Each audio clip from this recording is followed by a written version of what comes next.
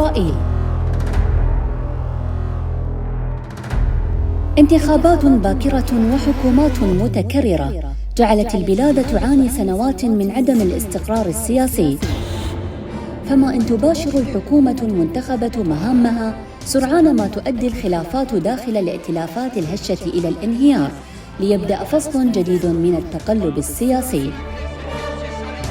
واليوم وفي ضوء نتائج انتخابات الكنيسة الأخيرة، ما دلالات هذه النتائج؟ وما شكل الائتلاف الحكومي المتوقع؟ ماذا تتضمن أجندة الأحزاب اليمينية المحتمل مشاركتها في تشكيل الحكومة؟ في أي سياق يمكن فهم تحول حزب الصهيونية الدينية من حزب هامشي ليصبح ضمن الأحزاب المتصدرة؟ وما أبعاد عودة نتنياهو مجدداً ليقود دفة الحكومة؟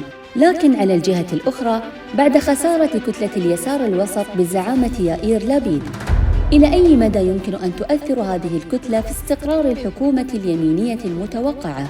وما فرص الأحزاب العربية في دعم موقفها السياسي أمام المجتمع العربي بإسرائيل؟ وبالنظر إلى هذه الانتخابات من زاوية أبعد، كيف سيكون أثر الحكومة اليمينية المحتملة في العلاقات الإسرائيلية الأمريكية ومن انعكاساتها على مسار العلاقات بين إسرائيل والدول العربية؟ هذه التساؤلات وغيرها نجيب عنها خلال ندوتنا اليوم بعنوان آفاق السياسة الإسرائيلية بعد انتخابات الكنيست، مع مختصين في الشأن الإسرائيلي.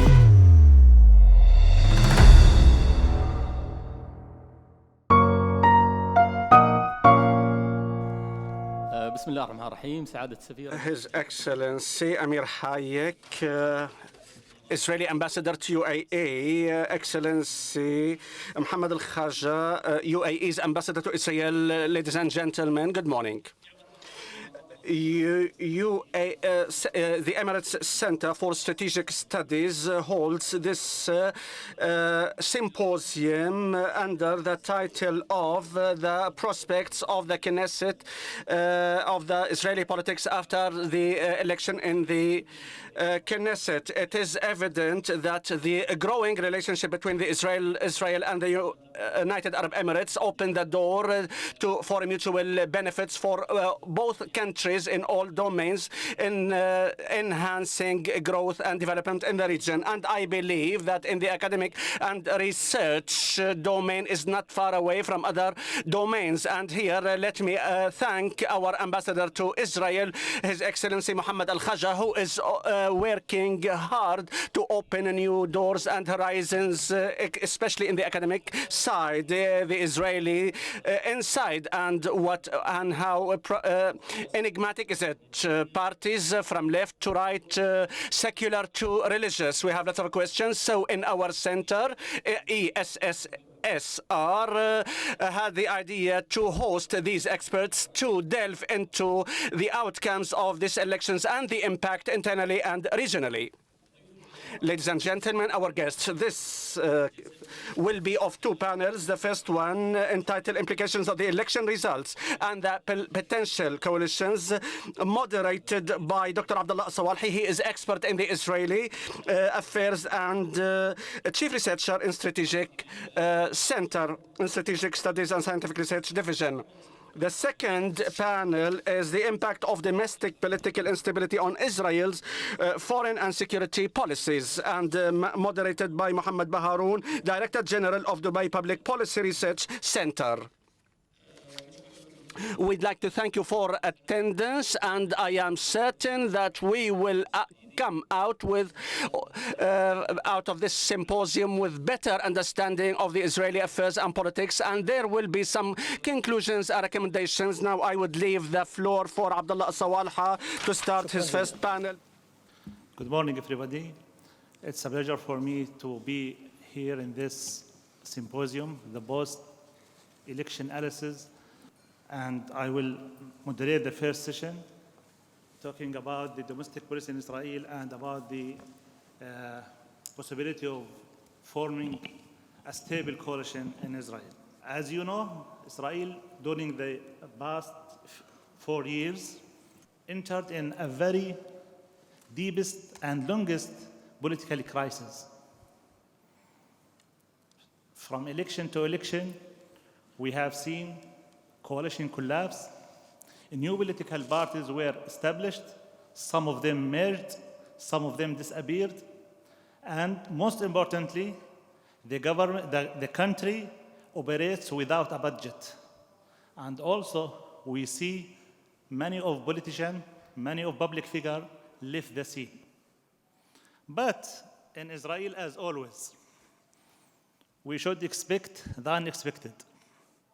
On the 1st of November, Benjamin Netanyahu achieved a big victory, and it seems that he will put an end to this political crisis. One thing we can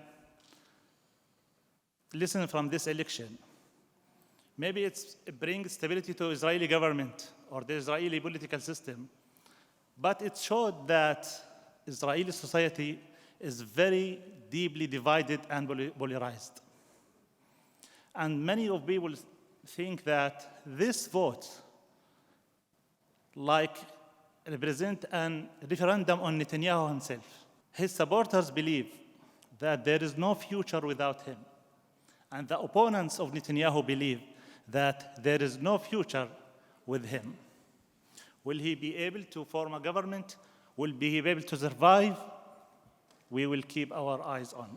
What about the left? What about the Arab society, which is 21% of the Israeli society?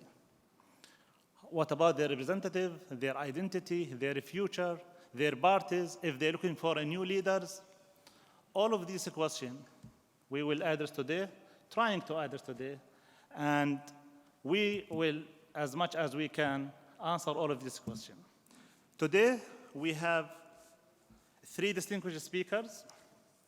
Sitting to my left, Afif Abu Mokh, to his next, Ayelet Fresh, and Amit Segal. Let me start with you, my friend Amit Segal. I want to introduce him briefly. Amit Segal, born in 1982, is the chief political correspondent and commentator for Channel 12 News, Israeli most popular and influential news outlet, and for Yada'u Tahranot too. Additionally, Amit is the co-host of Meet the Press since September 2022. He worked as a media and parliamentary correspondent for IDF Radio during his military services. His book, The Story of Israeli Politics, was Israel's bestseller in 2021. My friend, the floor is yours. Thank you very much. And first of all, I would like to thank you from the bottom of my heart for hosting us. This is really new Middle East. To sit here in Abu Dhabi and speak about Israeli politics. And it was like a dream. 5-6 years ago, we would watch on the news the cities and the skyscrapers of Dubai and Abu Dhabi with admiration and hoping to visit one day, and here the dream has come true. And you know, Israel has opposition for everything in Israel, for Bibi, against Bibi, economy, taxation, but I think there isn't a single Israeli who opposes the Abraham Accords, and this is an achievement for the Emirates. I think each and every Israeli, be it a Jew or an Arab, a right-wing hawkish or a leftist, they all support these accords. And so I would like to start with saying that two things are hardest to translate: poetry and politics. It's very hard to explain what politics is. We have right and left. In the US, they have right and left. They have midterm elections. We don't, because we never reach the middle of the term. Usually the Knesset is dissolved before. But Israeli politics is utterly different because the topics are different. And thank you. And if someone fell asleep in 2018 and woke up a week ago to the election results, he would have thought that nothing had happened. It's still the same Bibi. It's still the same right-wing coalition with 64, 65 seats. Nothing has changed, allegedly. So what was it all about? How come that my son, who is 7 years old, has gone through 6 different Knessets, 5 different elections. What happened if at the end of the day it's the same coalition? And I think something really dramatic happened, and I would like to explain it. Worldwide, politics is usually about economy. The axis of left and right is along the economic question. It's about money. It's about the economy, stupid, as the Clinton advisor once said 30 years ago. So this is the question worldwide. If you support higher taxation, you're in the left. If you support extreme capitalism, you're in the right wing. And if you are confused, you're in the middle. This wasn't the case in Israel. Since 1973, the question in Israel is about the territories. It's about security. It's about the borders of the country, not the borders of the government role in economy. So the right wing supports more staunch approach towards the Palestinians, the Syrians, the Jordanians, and the left supports more withdrawal and concessions. That used to be the case. Additionally, the left in Israel was established more than 100 years ago, before the State of Israel was established, by socialist parties, the Labor Party, the kibbutz parties, etc. The dramatic change that happened some 15, 20 years ago was a huge win for the right wing in those 2 fields. The vast majority of Israelis these days do not support withdrawals. I don't think they are for annexation, by the way. They just cease to believe in the idea that concessions, that territorial concessions will bring peace. And the second thing is the vast majority of Israelis are now capitalist. There are no longer May 1st parades in the streets of Tel Aviv for the last 30, 40, 50 years. So the right wing actually gained ground, politically speaking. In this Knesset, there are 64 Knesset members for Bibi's coalition, but more than 75 Knesset members who oppose territorial concessions and withdrawals. There are 90 Knesset members who support lower taxation. So what happened? It was about the security. Then it turned to be a question about the personality of the leader of the right wing, Benjamin Netanyahu. The only reason why the government has not been formed 4 years ago after the first round of election was due to arguments between Netanyahu and the leaders of the other right-wing parties. Now, the reason why Netanyahu was defeated was not because his ideas were defeated. It was the other way around. It's like a cell phone producer who invents something, I don't know, Wi-Fi or touch screen, and all of a sudden all his competitors adopt and copy his ideas. So there is no reason to buy this product if you have cheaper products.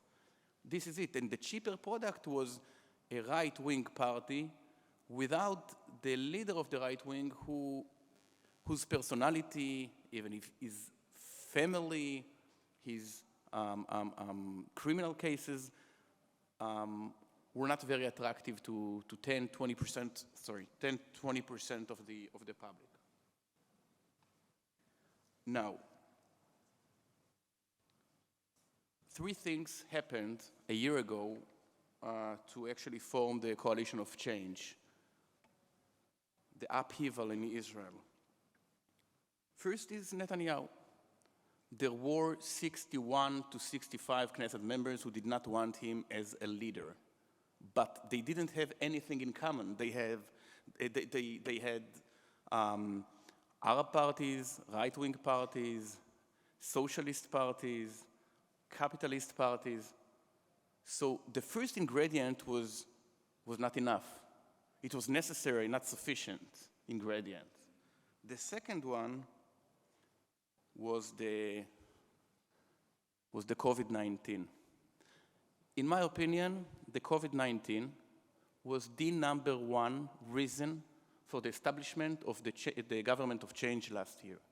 Because for a year, it was Israel's most calm year in terms of terror, no terrorist attacks. Maybe terrorists keep social distance, I don't know. And for the first time in Israel, the question was not about the defense systems, but about the health systems and the education systems.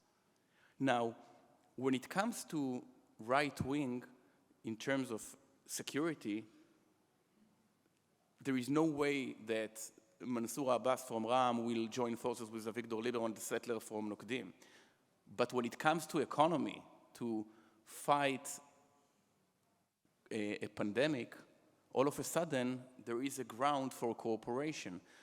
It's not a coincidence that the manifesto of the new government never discussed, never even mentioned the Palestinian question, because they would never agree on a single issue when it comes to settlements.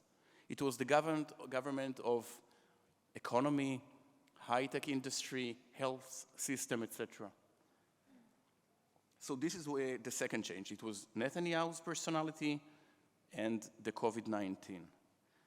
But the third ingredient was that the Israeli political axis has changed. If in the past it was about security, what we have seen over the last 5 elections, it was like a binge watch in a political series. You know, you have a weekend, you watch, I don't know, Breaking Bad or The Sopranos, and you know, following a week, you are after 5 seasons. So that's what has happened in Israel. And a lot has changed in 3.5 years. Actually, a generation was replaced, a generation of politicians, of ideas. Now, here's the thing.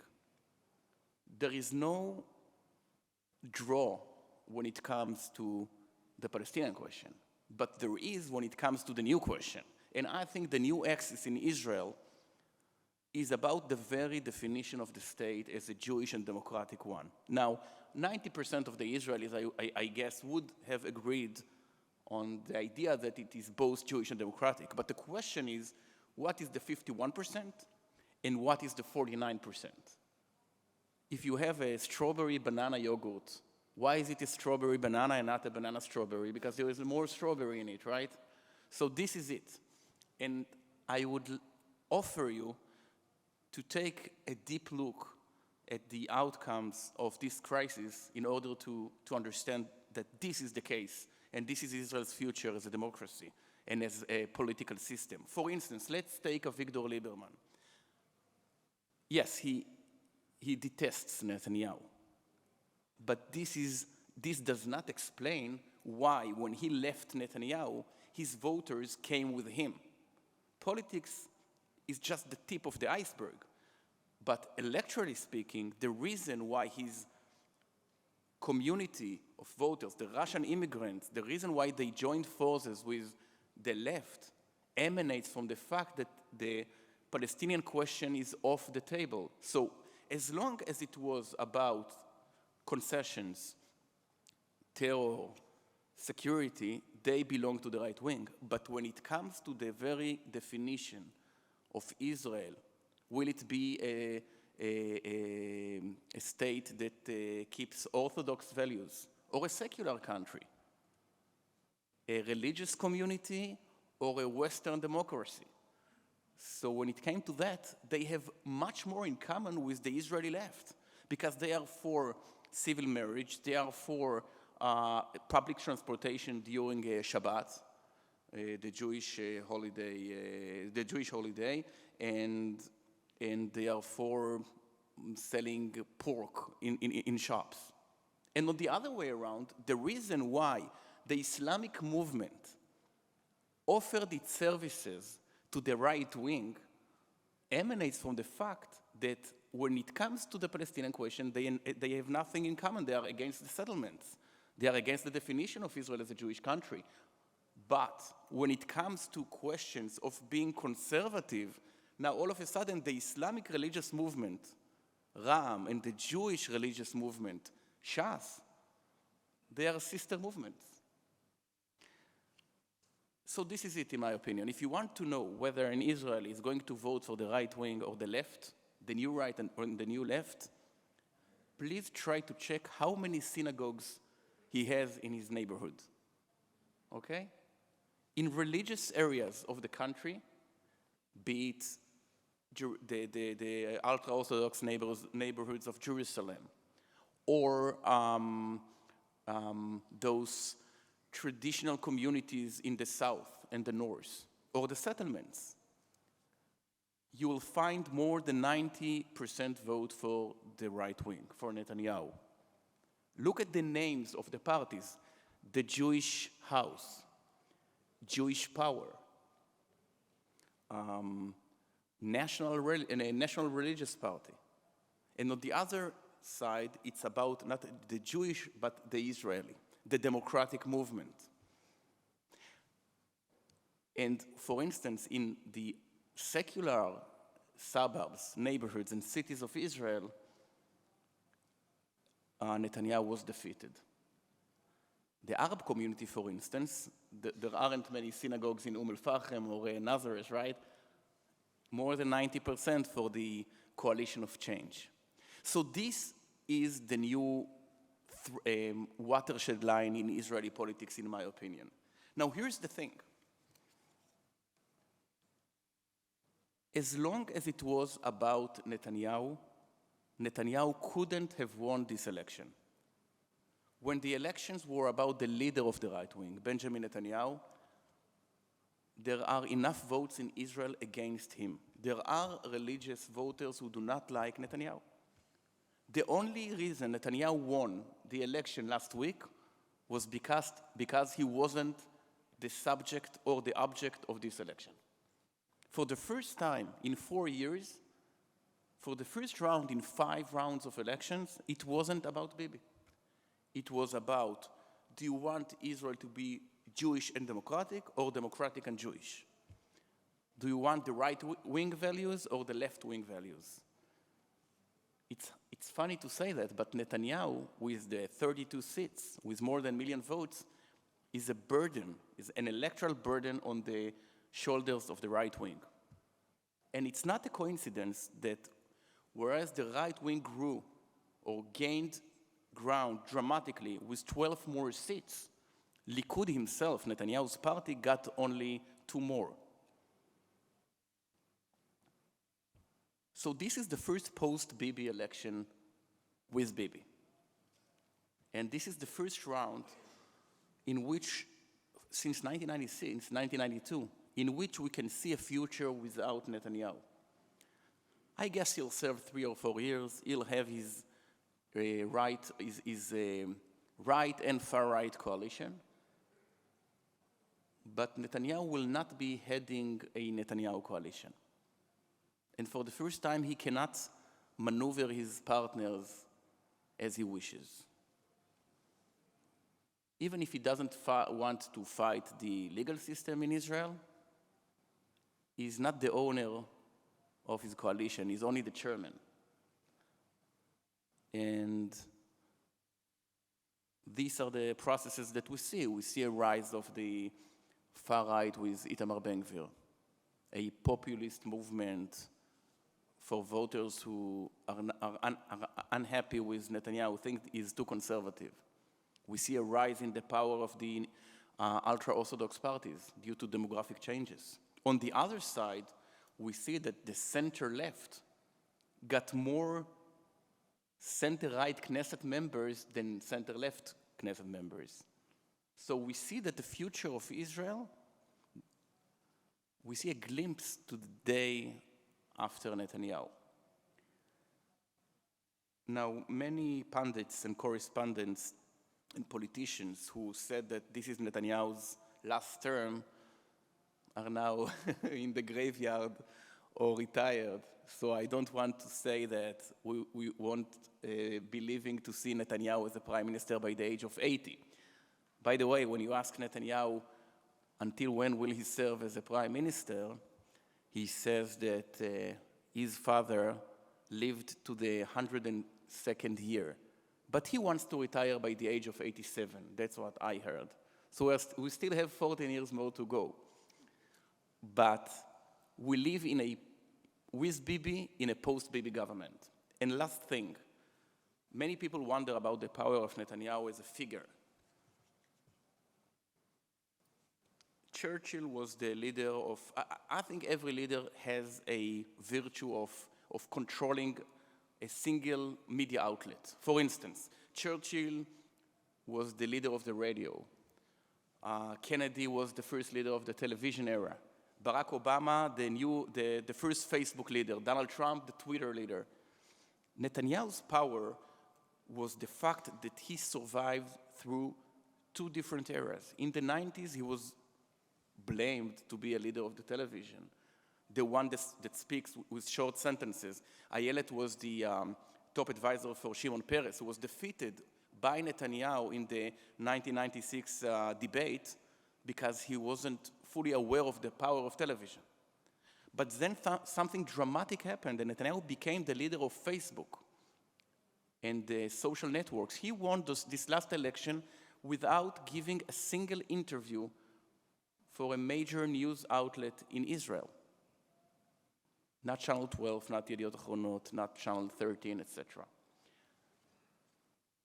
And as long as it is about the social networks, he still got power.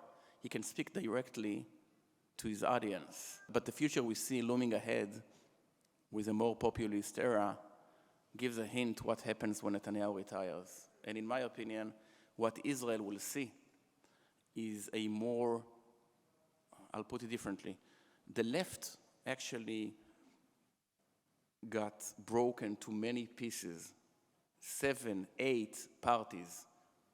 It's not the Republican versus the Democratic Party, the Likud versus Labor, but many different parties. The center-left, the left-center, the left, 3 Arab parties, etc. The right wing. My friend, you have 30 seconds left. 30 seconds. Yeah, I know. The right-wing party, Likud, got more than 25% of the popular vote. When Netanyahu leaves, there won't be a single umbrella that can actually embrace the vast majority of the right wing. So we'll see a more fragmented Israel, and this post-Bibi era is just behind the corner. And I saved you 7 seconds. Thank you. Thank you. Okay. Thank you, Amit, for this informative and very interesting analysis. Our second speaker, Ayelet Frisch. Ayelet is an internationally renowned strategic advisor and an expert in branding leaders and countries, with over 20 years of experience in the field.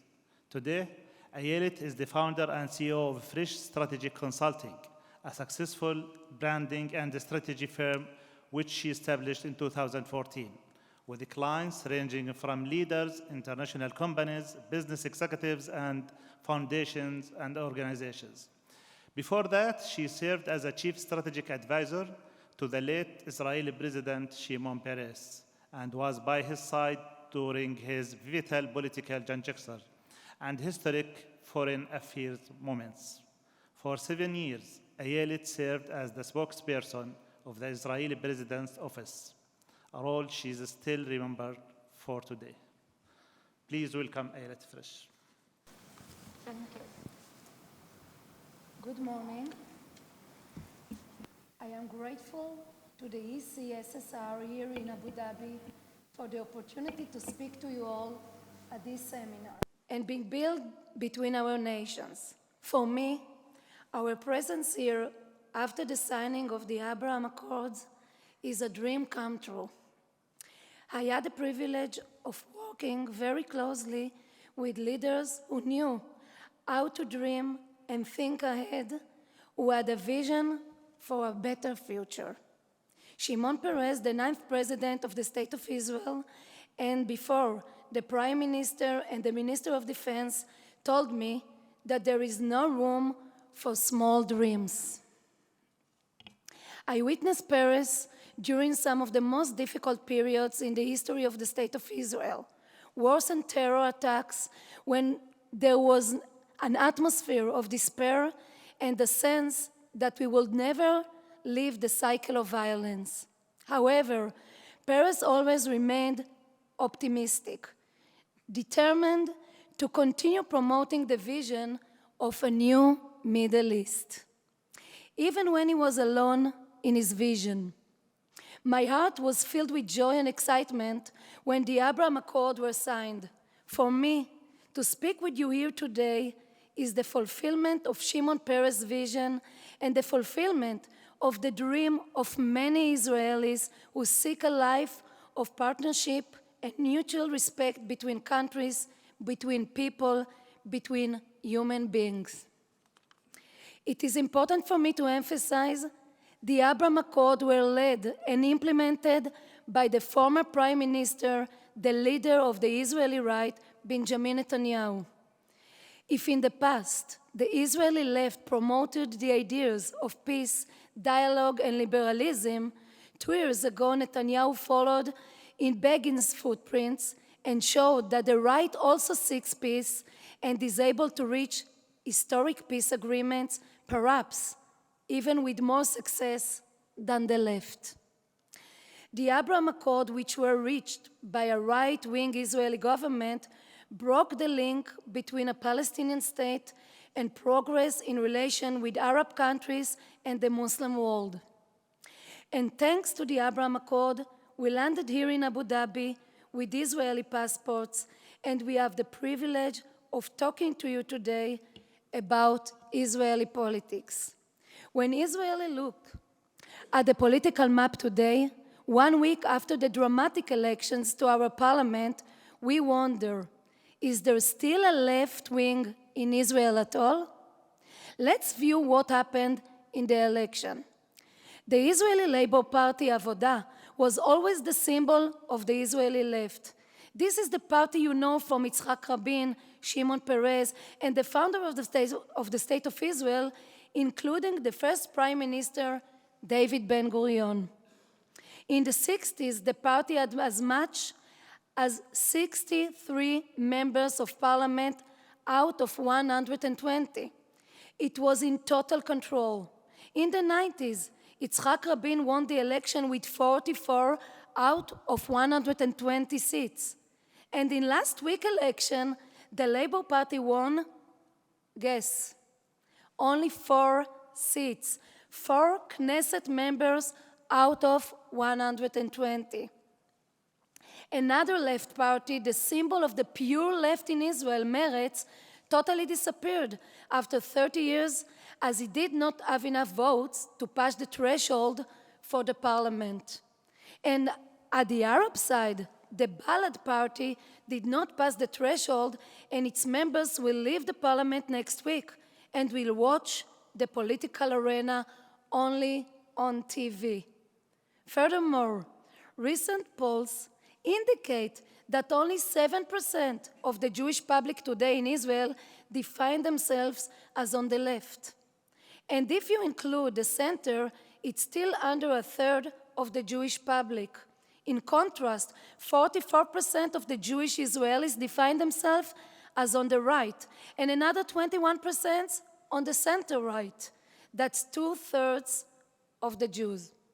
There are several vectors that led to a new political map in Israel. The parties of the left always define themselves as the parties of the diplomatic solution to the Israeli-Palestinian and the Israeli-Arab conflicts. This has included supporting the establishment of a Palestinian state, including an Israeli withdrawal from territories, promoting peace with the countries of the Middle East, promoting strong coexistence between Arab and Jewish citizens. This agenda was combined with a strong economic tradition of the socialist movement. Since the Oslo Accord that were signed almost 30 years ago, the Palestinian issue has become less important in the Israeli agenda, while support for a two-state solution, a Palestinian state alongside Israel, has declined. Past polls showed that support for a two-state solution peaked at 70% in 2007 during the peace process between Prime Minister Ehud Olmert and Palestinian Authority President Mahmoud Abbas. Today, less than 40% of the Israelis support a two-state solution to the conflict, according to a recent poll redacted by the Israeli Democracy Institute. The primary reasons for this are those. 1. After the Oslo Accords, during the 90s, Israel experienced several waves of terror attacks. This included suicide bombing on the street of Israel. Terrorists blew themselves up on buses, nightclubs, hotels, and restaurants, killing innocent civilians. This led to a loss for the Labour Party at the elections in 1996 and the rise of Benjamin Netanyahu from the right. It happened even though the elections were held after the assassination of Prime Minister Rabin by an Israeli Jewish extremist. Many Israelis began to ask themselves if there is really any benefit to withdrawing from territories and began to fear that a state for the Palestinians would mean a terror state alongside Israel. The question who is the partner for peace remains unanswered, especially with Hamas ruling the Gaza Strip. Another major event that hurt the Israelis' confidence in the two-state solution was the withdrawal from Gaza Strip, a move led by the right-wing Prime Minister Ariel Sharon in 2005. It included a full withdrawal from the territories of the Gaza Strip, the evacuation of all Israelis, the complete transfer of control to the Palestinians. Friends, since 2005, there has not been even one single Israeli soldier based in Gaza Strip. However, in exchange, the Israeli public received thousands of rockets and missiles on civilians in their homes. Wave after wave of rockets fired at the cities of Israel by Hamas and the Islamic Jihad. So, for many Israelis, the Gaza experiment failed. I remember being by President Peres' side when he prepared a plan for the development of Gaza Strip with the chairman of the World Bank, James Wolfensohn. Peres believed with all his heart that Gaza had the potential to become the Singapore of the Middle East. He promoted the development of agriculture and establishment of greenhouses to grow strawberries. Now, guess what was the first thing that happened immediately after Israel withdrew from Gaza? It's sad, but all the greenhouses were set on fire and destroyed.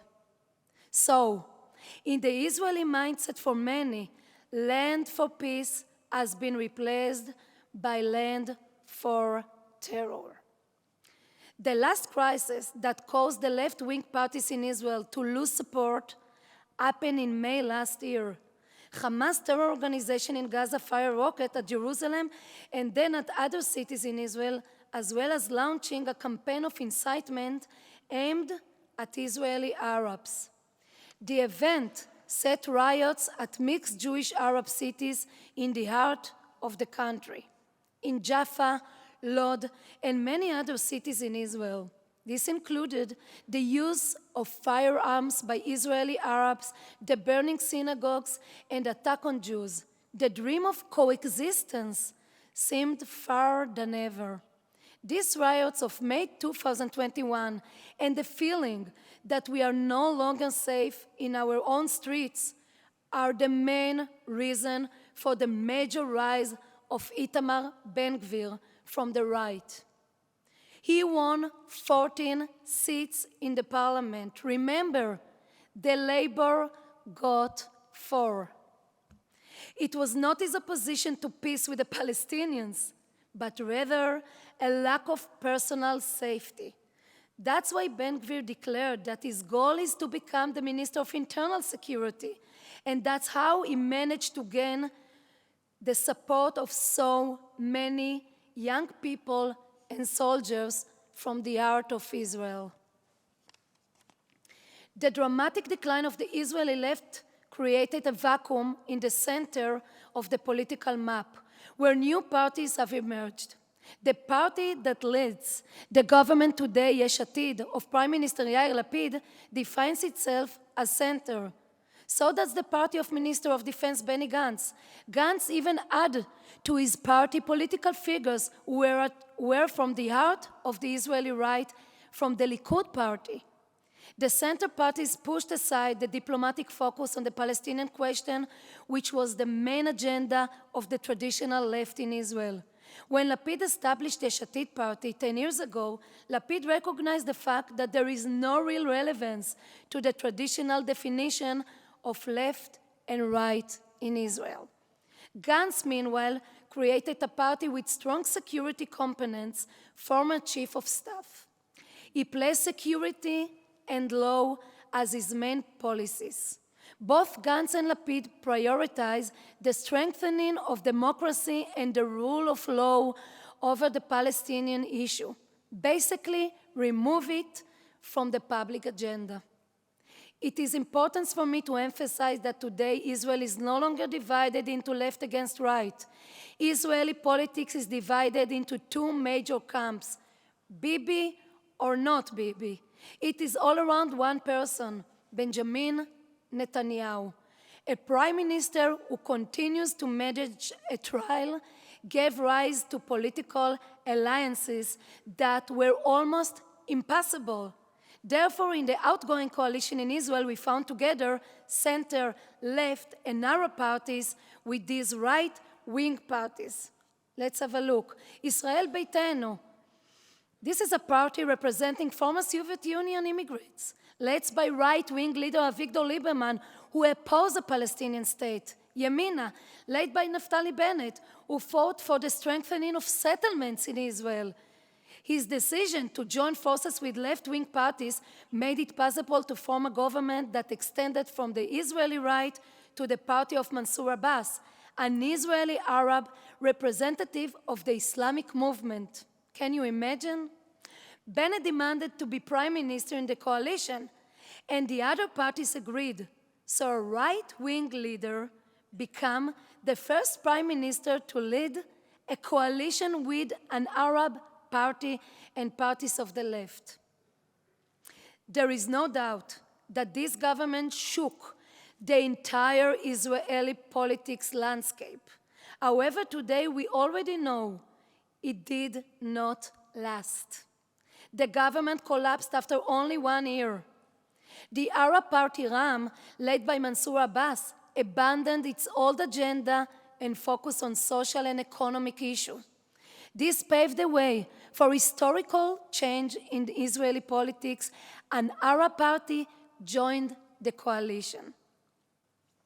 Abbas agreed with all his new partners that government will focus on internal affairs only, while avoiding the Palestinian issue.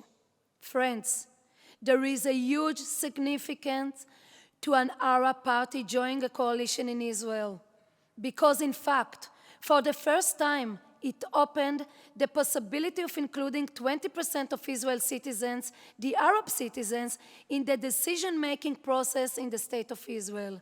Mansour Abbas really made history, but in my opinion, he made a mistake when he did not go all the way and demanded to be an active minister in the government.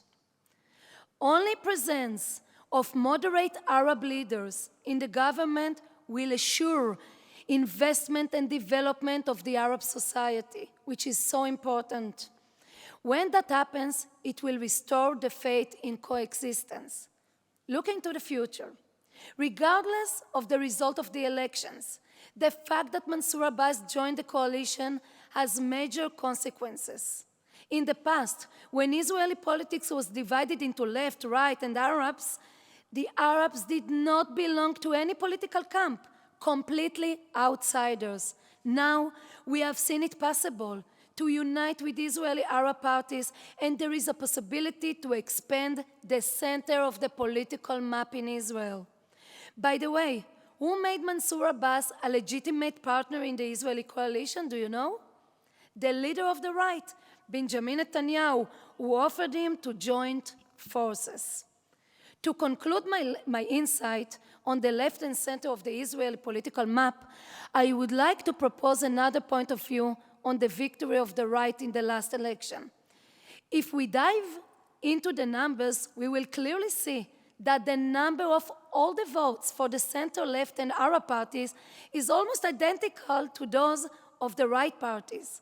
In fact, they gained less than the right, gained less than 30,000 votes, less than 1%.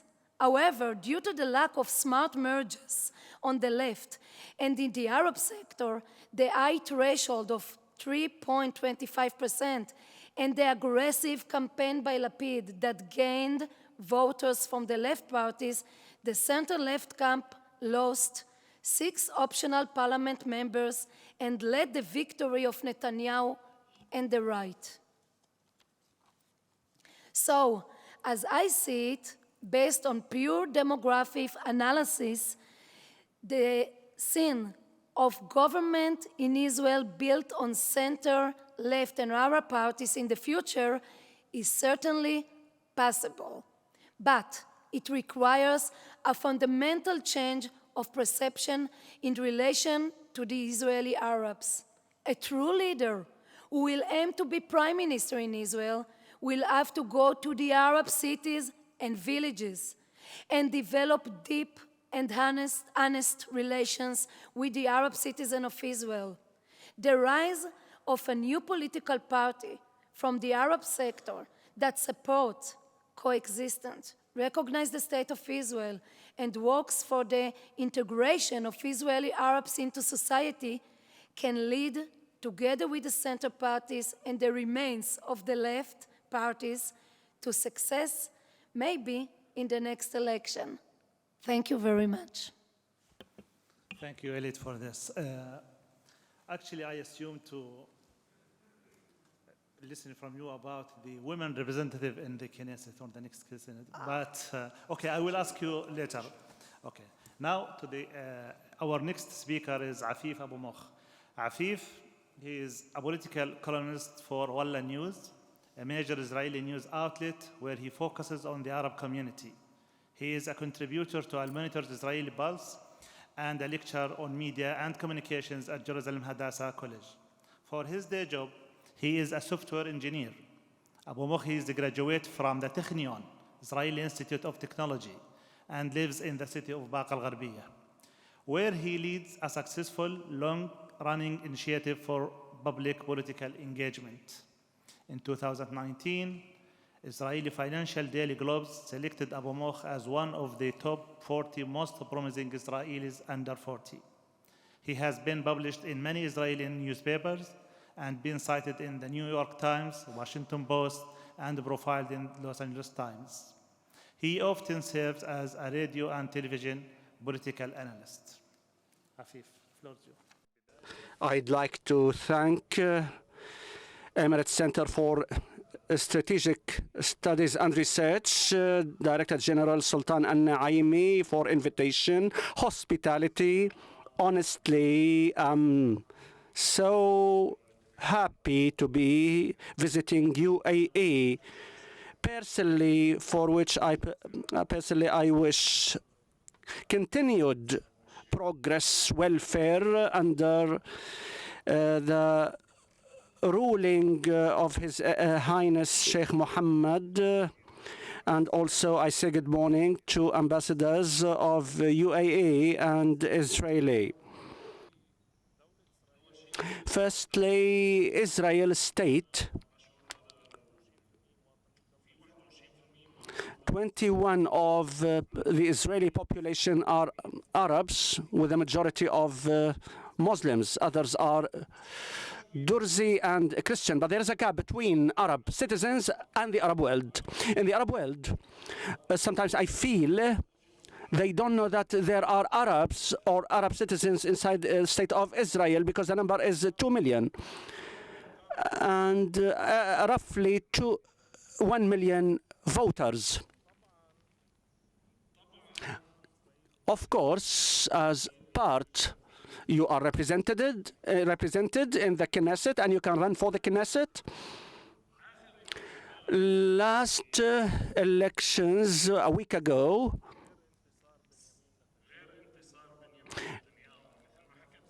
not only Netanyahu's a triumph, and as was said, Israel was used to be identified recently as either Bibi era or non-Bibi era. So he dominated the scene either pro-Bibi or against Bibi. And there is also, as it was called, Coalition for Change, but an important issue took place, in my opinion, that there is cooperation, unplanned cooperation, unannounced, unintended, between religious Zionism or the Jewish majority, Jewish majority, who represent Arab parties, against Mansour Abbas. He is a president of the United Arab List who entered the coalition, and this cooperation was due to two reasons. For the far right or the right-wing Jewish party, they believed that there is Jewish supremacy for the Jewish. I wake up every morning that whenever I see an Arab in the coalition or an Arab citizen in the coalition around the table of decision-making in Israel, something difficult for me to understand. And the Arab Party from the joint list previously, I wake up every morning, I see Mansour Abbas in media center, decision-making center, so they had what we can call unplanned, unintended cooperation, but that's what happened. The result was a rise in voting or turnout for voters in right regions or areas. And this led to the triumph of Bibi, though all expectations and Bibi won't succeed. But 55% of voters were for him. And Mansour Abbas in the United Arab List, they gained 5 seats, which is a historic achievement in the Arab political movement in Israel, because Mansour Abbas, to consider himself as a loser in this election, the biggest, historically the biggest list, Arab list, 5 seats without any coalition, though despite this he feels sad.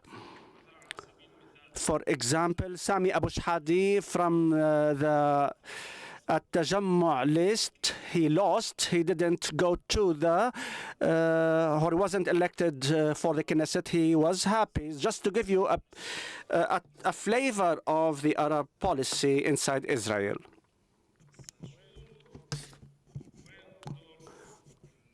Where is the role of the Arabs in the state of Israel? Politically speaking, of course, the Arabs inside Israel, over the years, past decades, they were marginalized, marginal role to play, but the political inside, even in the Knesset, they were on the margin, they were ineffective in the Israeli politics. But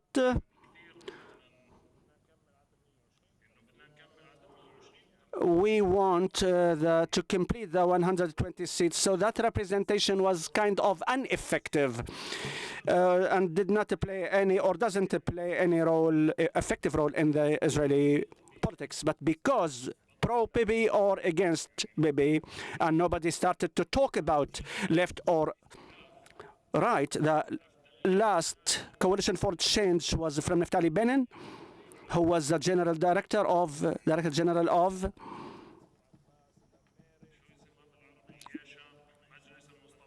Majlis al-Mustawtanat, the Settlements Council. Mansour Abbas to merits against the settlements, Oslo Peace Accords. Bibi, that Coalition for Change was to change Netanyahu and to remove him from his position. That was actually the whole story. What happened, if you remember, in Trump peace, Abraham Accords, in my opinion, was a turning point in the division of the joint list. I'm talking about the joint list because it is a turning point in the division of this joint list.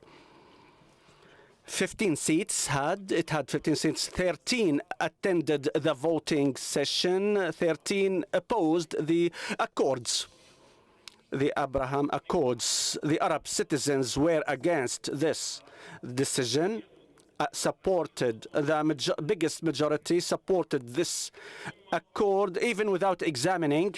I'm sure that 50%, 60% of those visiting UAE from Israel are Arabs, because that I'm talking personally, at the personal level. For me, that was from inside. I was Arab. True, I'm an Israeli citizen, but I'm not allowed to visit Arab world. That was something really creating a sad gap, a rift inside me. But I am Arab, I'm Muslim, speak Arabic, fast Ramadan, but I cannot live Ramadan atmosphere in the Arab world. So that was kind of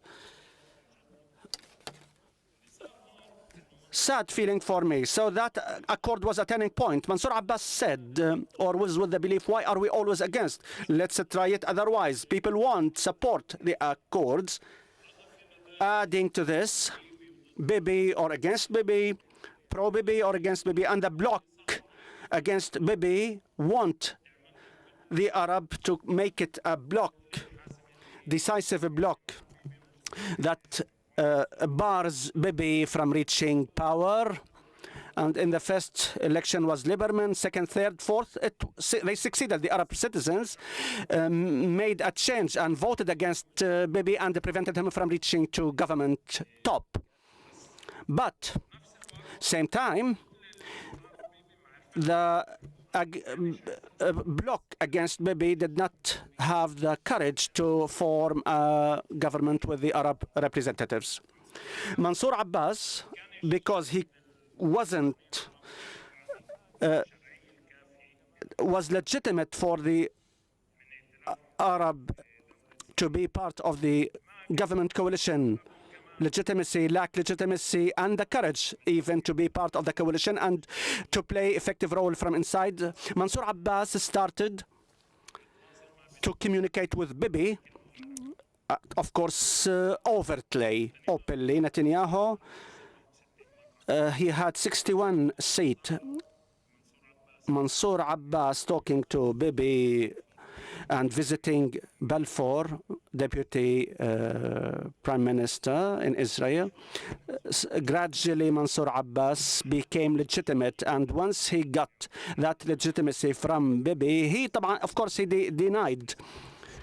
He denies this, but a week or 2 weeks ago, he wanted to make or form a government. What prevented Bibi from forming a government with Mansour Abbas? Not Netanyahu, but Smotrich and religious Zionism. And that takes us to what I said in the beginning, that was unplanned, unannounced, unintended cooperation between Arab lists and religious Zionism. Once Mansour Abbas got that legitimacy, he became in the eyes as left or coalition change. It is allowed now to have business with him. He is allowed to be part of the coalition. That's what happened. Last important thing that took place in the latest election, that Arabs always, Netanyahu in the first election, even in 2015, was encouraging his voters to go to the polling stations, Arab citizens, to instigate, incite against Arab citizens. That was really, really abnormal. 24 hours instigation and inciting or pitting the Israelis against Arab citizens. That was giving him momentum, and the result was he was inciting against the Arab citizens, and the Arabs in turn would go vote. These percentages are low. In the 90s elections, when Barak defeated Netanyahu, biggest number, and in the 70s and the 80s, they would 75, 77. Now the turnout 63, 65 is considered an achievement, pronounced achievement compared to the past. What happened in the fourth election? Suddenly, we have two camps, one in Israel, a new person called Abu Yair. Abu Yair and Netanyahu, his eldest son, as we call him, Abu Afif, as we say in the Arab, Abu Yair, and social media, all Israeli, Hebrew media, said Abu Yair will bring votes in the Arab community. Abu Yair will not gain any votes from the Arab community. And you remember Barak, the only one who said he will not gain neither 3 nor 2. He wants 2, 3 seats. He did not want the Arabs to go for voting. And when the inciting against Arab became less, cooled down, the percentage of the Arab voting after Corona was the lowest, historically lowest voting turnout in the Arab community, 44.6%. Despite all of this, the United List, though it was the first time since raising the decisiveness or a first time Arab list succeeds in getting into the Knesset, and this is due to the strategic error of Mansour Abbas. He said that we would go to the coalition. That was the biggest blunder of Mansour Abbas, and will not be automatically with the left or against Netanyahu, and there is no left or right. We have right or far right, so we have to find our position and to define our position and decide where to go. This coalition for 1 year, it was the first time experience for the Arab citizen in the state of Israel that he is represented in the coalition. But yet, it was really, really difficult because you don't have enough experience how to be part of the coalition.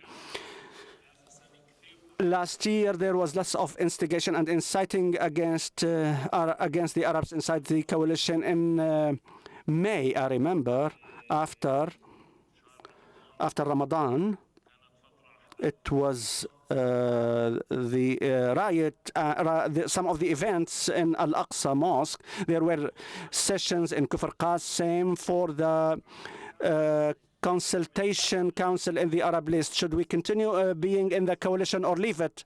The whole state of Israel, Hebrew media was anticipating what will come out from Kufr Qasim.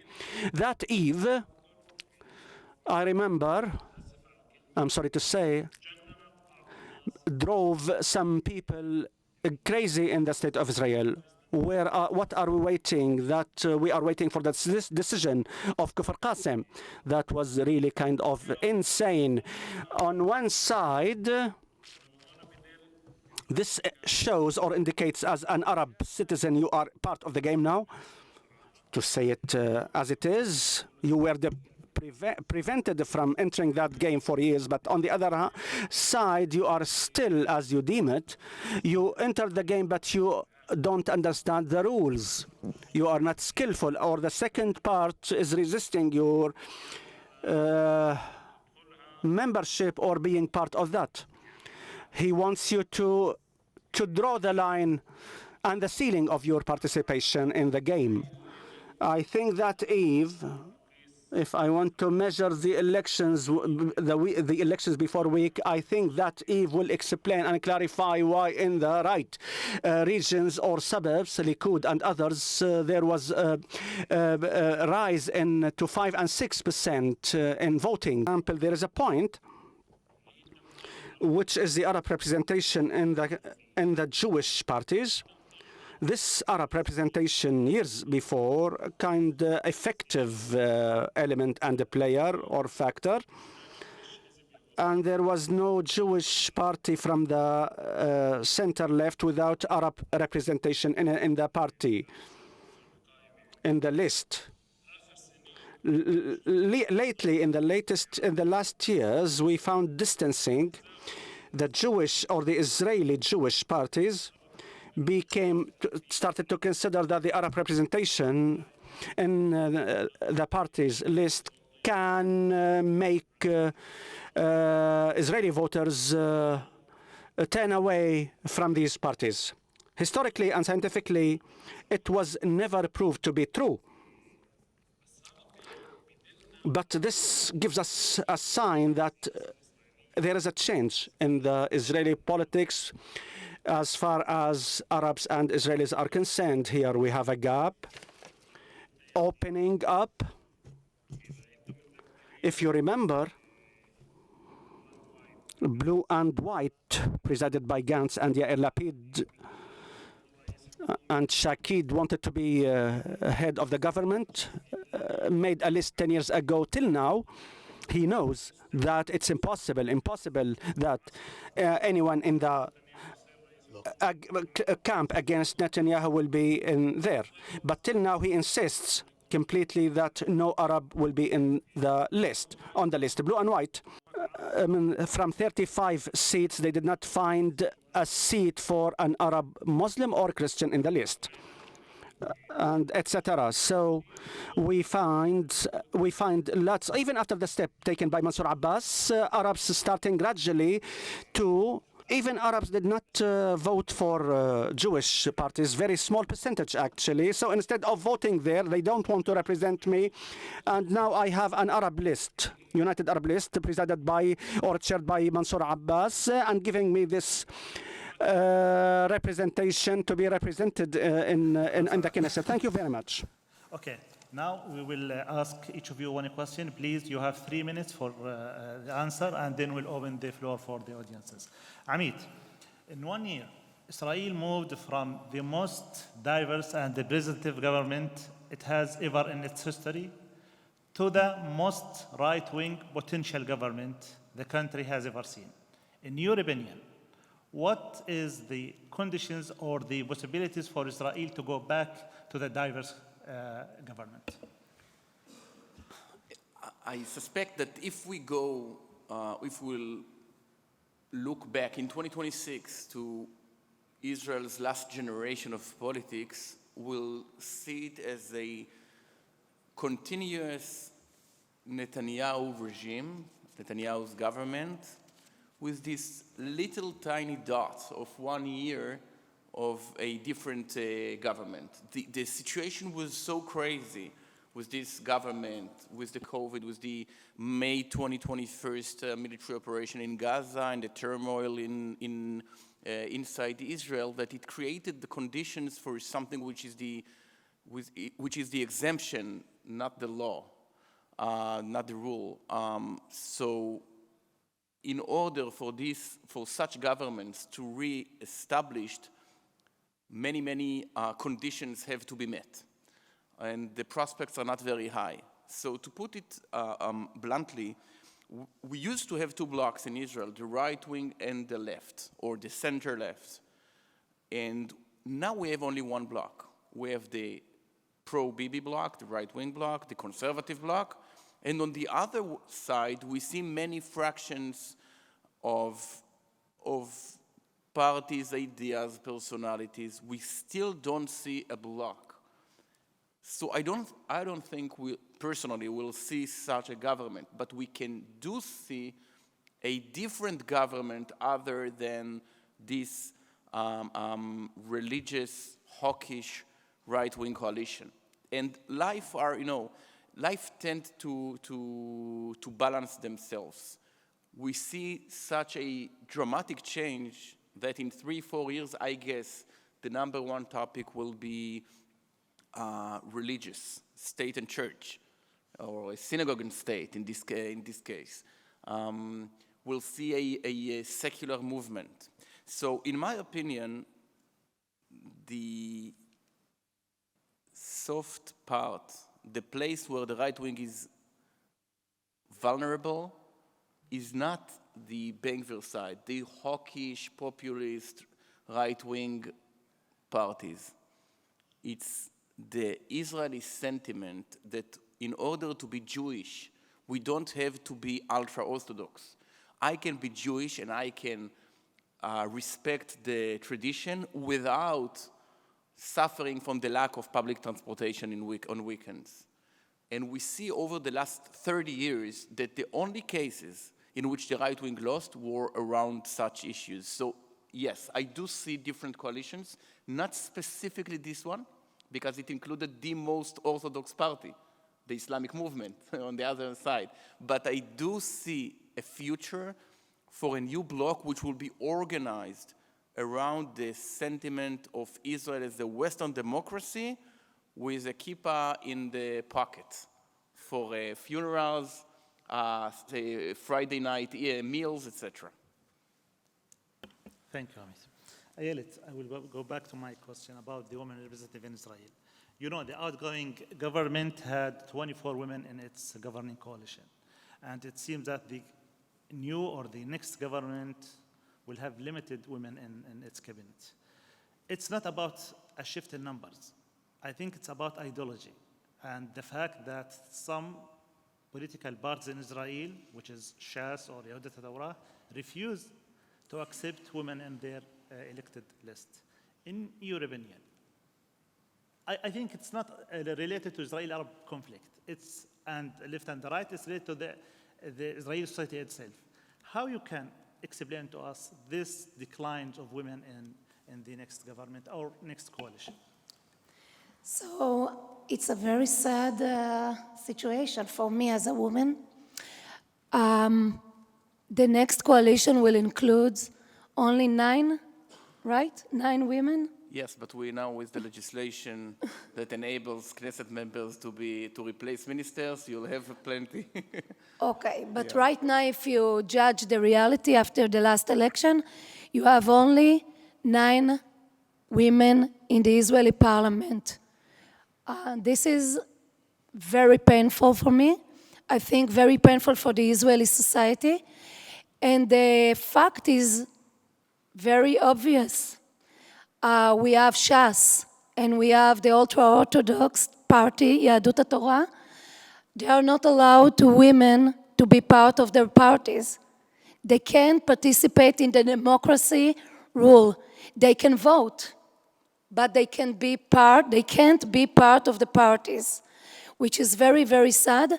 And I emphasize the point of Amit, my colleague, that said there will be 2 camps. The democracy, Israeli, secular, and the other is Jewish, ultra-Orthodox, traditional, and there is a major gap between those 2 camps, unfortunately. Thank you. Thank you. Thank you. Thank you. عفيف, أنت تكلمت عن Afifi had talked about the Ibrahimi Accord and the new horizons and the new perspectives that has opened for the Arab in Israel to be able to interact with the Arab world. As well, you have talked about that the leaders, the Arab leaders and the representatives in the Knesset from 13 to 15 members, they have refused to be part of the Knesset meetings. So is this an indicator after in the light of the last election and the rise of Mansour Abbas are we able to witness a movement or a trend among the Arab Israelis to change that statu quo, and as you have mentioned, hundreds of thousands of Arab Israelis have visited the United Arab Emirates and have discovered how the relations are important and significant between Israel and the Arab world. We have talked yesterday about that. Can we like form a new list, Arab list inside Israel, and could this list like bring change to Israel, to the politics in Israel? We can say yeah, it can be like yes, 50-50, yes and no. There could be like a certain sympathy with the Arab youth in Israel, and maybe 50% no, because every attempt like this can start will start by being bombarded by the Arab Israelis to kill it in its womb. But so, as you have said about me, that I have hosted a program in a program where we invite politicians and media representatives from Arab and Jewish to participate in this. The first who came against that program was the previous Prime Minister Ehud Olmert, previous Israeli. It wasn't the Prime Minister Ehud Olmert in Israel, but the Arab parties. I was so surprised. So the opposition to hosting this program was that if we manage to fail this or to turn down this program, there will be no new prospects or new perspective for a change, either in the public opinion or the Knesset or our image in the Israeli media. So on the short term, my response is no. But I think in 10 years, the situation will. My response will be yes, because we need a radical change at the Arab level and as well in the Jewish level, at the Jewish level. As I have said, there is no Arab representation within or among the Jewish parties. This is a total failure. The Labour Party used to have like 50,000 vote from the Arab community. But today, now with this statu quo, we cannot trespass over or jump over the Arab votes and Arab reality to form a government. So the situation, my answer is no for the next 4 to 5 years. But after at the 10 years, yes, I expect the situation to change. Now.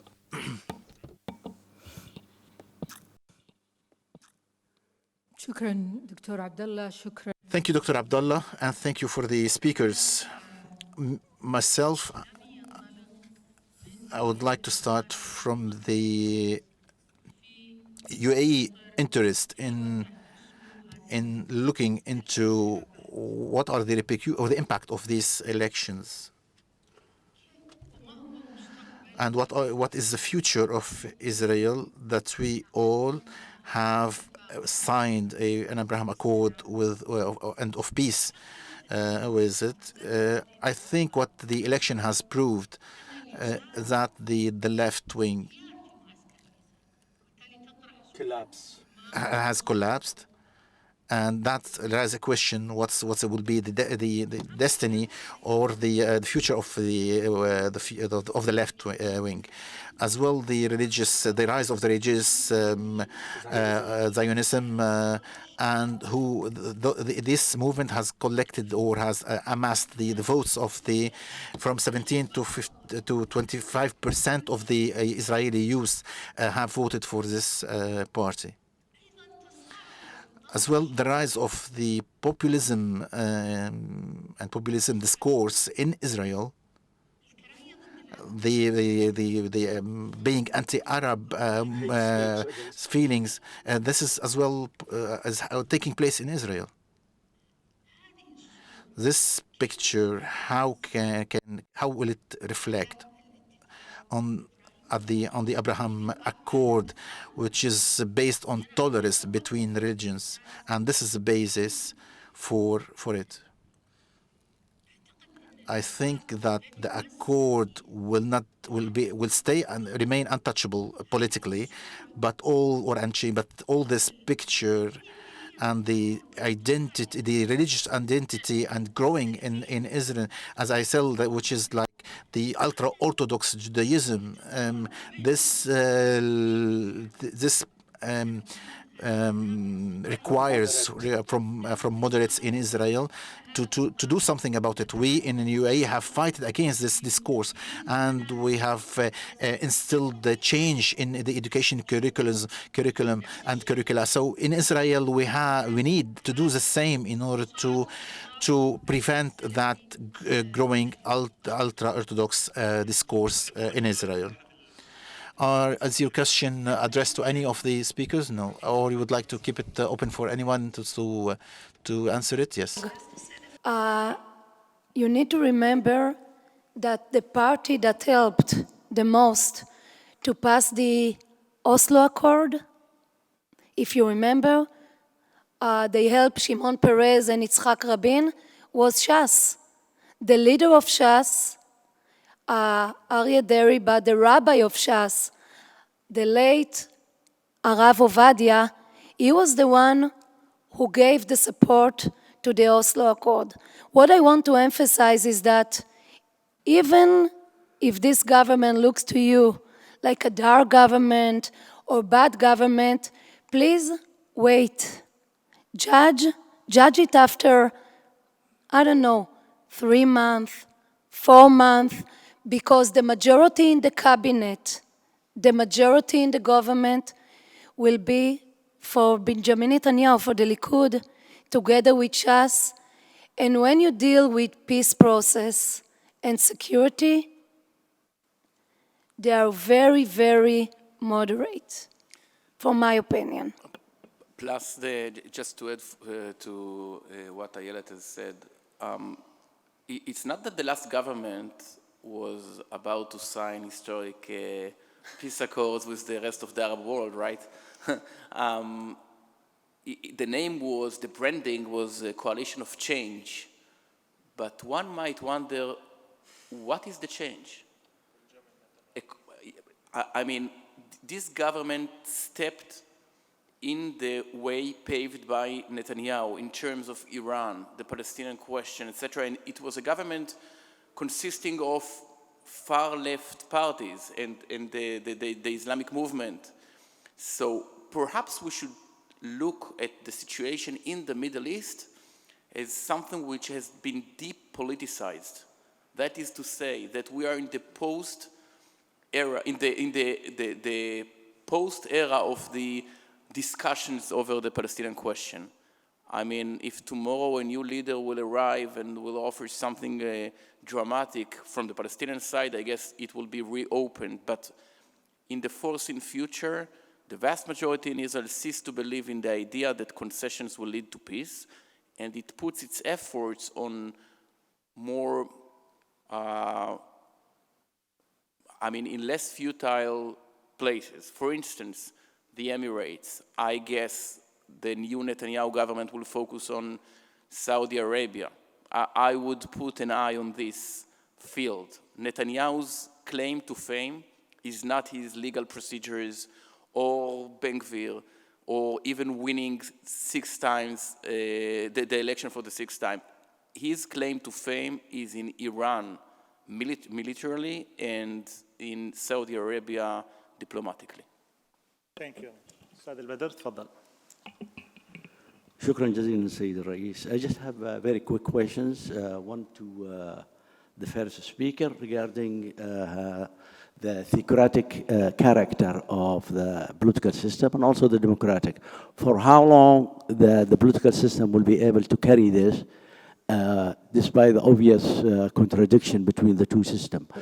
and how much an impact will have a solution to the Palestinian issue and the issue of secular and religious character or theocratic character of the political system.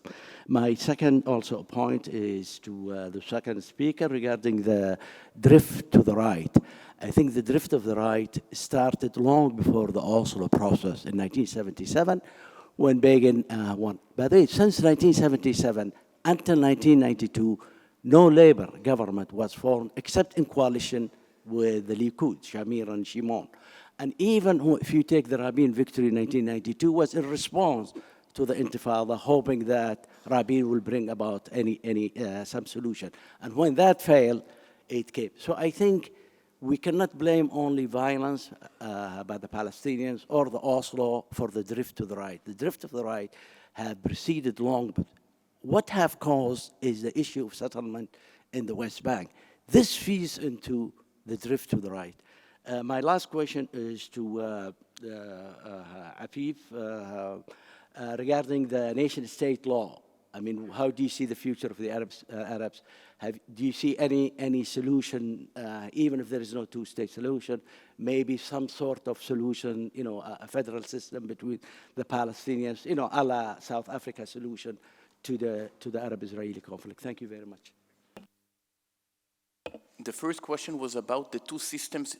Which systems do you Okay. Well, no. I said it's Janus phase, right?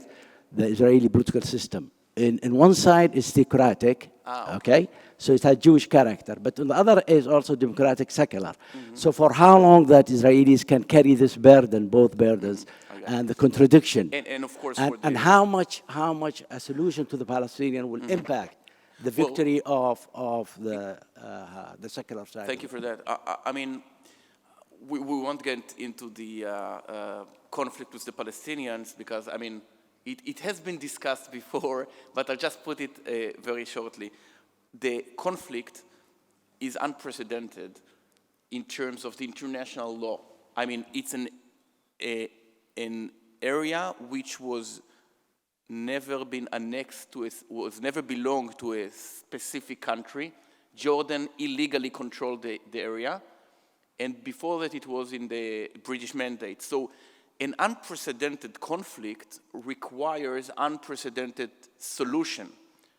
I think we should forget from drawing a line and trying to depict two states, two sovereign states like the Emirates, Belgium, Brussels, etc. The solution, if any, will be something hybrid.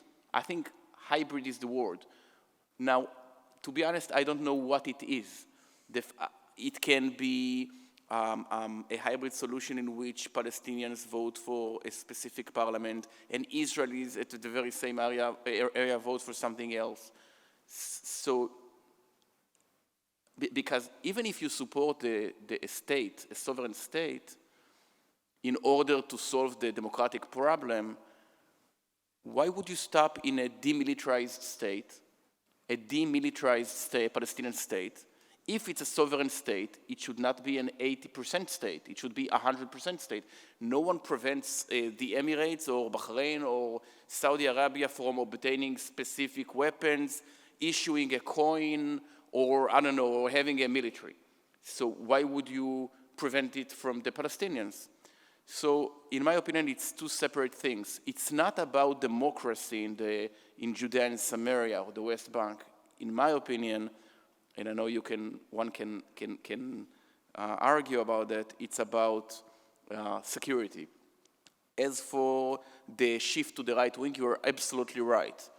Demographically speaking, the most important moment in Israel's history was in 1965. And the most important figure in Israel's history is someone we don't even know his name. It was an immigrant from Morocco who made Aliyah in 1965, kissed the ground in the Ashdod port, and at the very same moment, the Sephardic community in Israel became the majority. 1965 was the year in which the Israeli left lost its demographic majority. Now, it happened, as you said, in 1977 when it was translated to a majority at the Knesset because processes demand time. But the right wing that won, when we speak about a shift to the right wing, it's not politically at the Knesset. Because the right wing in 1990 had 65 Knesset members, and now we have 64. The change was what being a right-winger means. The center-left in 1992 supported withdrawal from the Golan Heights, establishing importing Yasser Arafat as the chairman of the Palestinian Authority and stepping towards a two-state solution. The center-left in the year 2000 supported handing over East Jerusalem to the Palestinians. The leader of the right wing in 2003 spoke deliberately about the two-state solution.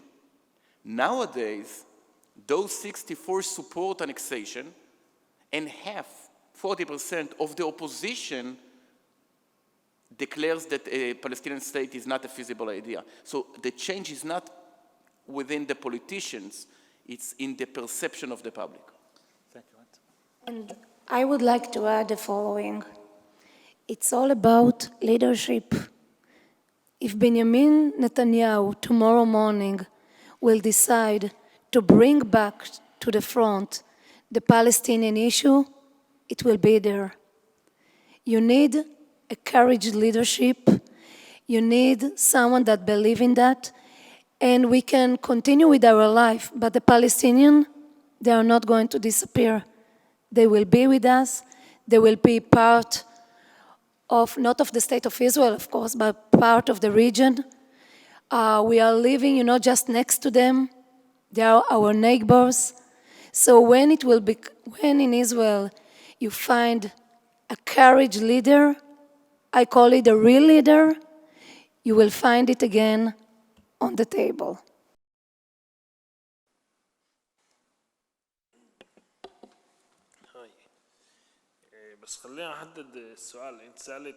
Let me just answer as when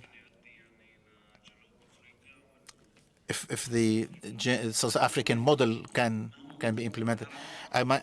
My question is, what is the future of the Arabs in Israel under the current legislations? Is there any models or sample or forms of solutions that is similar to the solutions that has been applied in South Africa?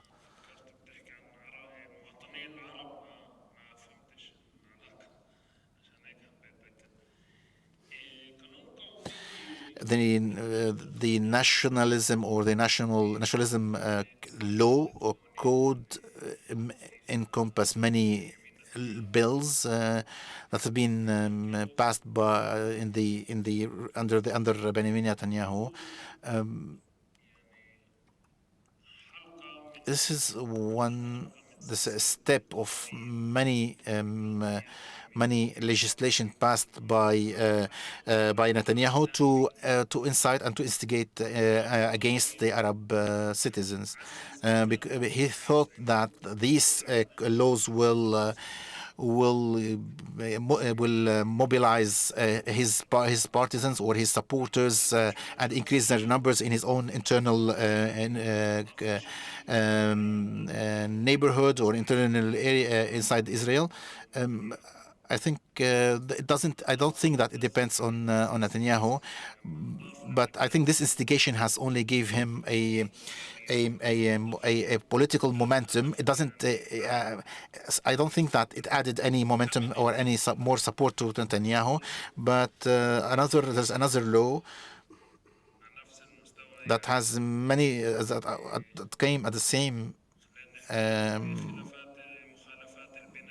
level who governed all the real estate related violations or land violations for the Arab citizens. They discovered after applying this law that the other Israeli citizens it was detriment to Israelis as well. So they discovered this later, and so at first we promulgated that law only for Arabs, but in the pipeline we have like say harmed other Israelis, so citizens. So this is something that I think this laws they are responsible or they are leading to pull down or to put down the Arab citizens. I don't think so. This law relates to land and real estate violations committed by Arabs and so forth. So that was the main subject matter of that law. So the Arab citizen, under this nationalism or nationalism law, if these laws, I don't think that these laws will depress but this will give an image of the Israeli or the government as being it gives the image of the Arab as being a persecuted minority. So even when we look at the situation of the Arab citizen during the last few years and check the list of subjects that are put on the table, the violence and crime in the Arab communities. That comes at first place. Then the second one is the residence or since 1948, the northern area have never witnessed any like say the creation of new villages, Arab villages. We have seen only we have never seen new buildings for communities, for Bedouins living there and so forth. So while the the Jewish citizens are benefiting from residential areas and growing residential areas. So as well, the students the Arab students within the Israeli universities, there's loads of success stories, and apart from politics and so forth, the computer at the level of high tech and computer science. When I started examining this issue, I find that there's 85 Arab students within a majority of Jewish students.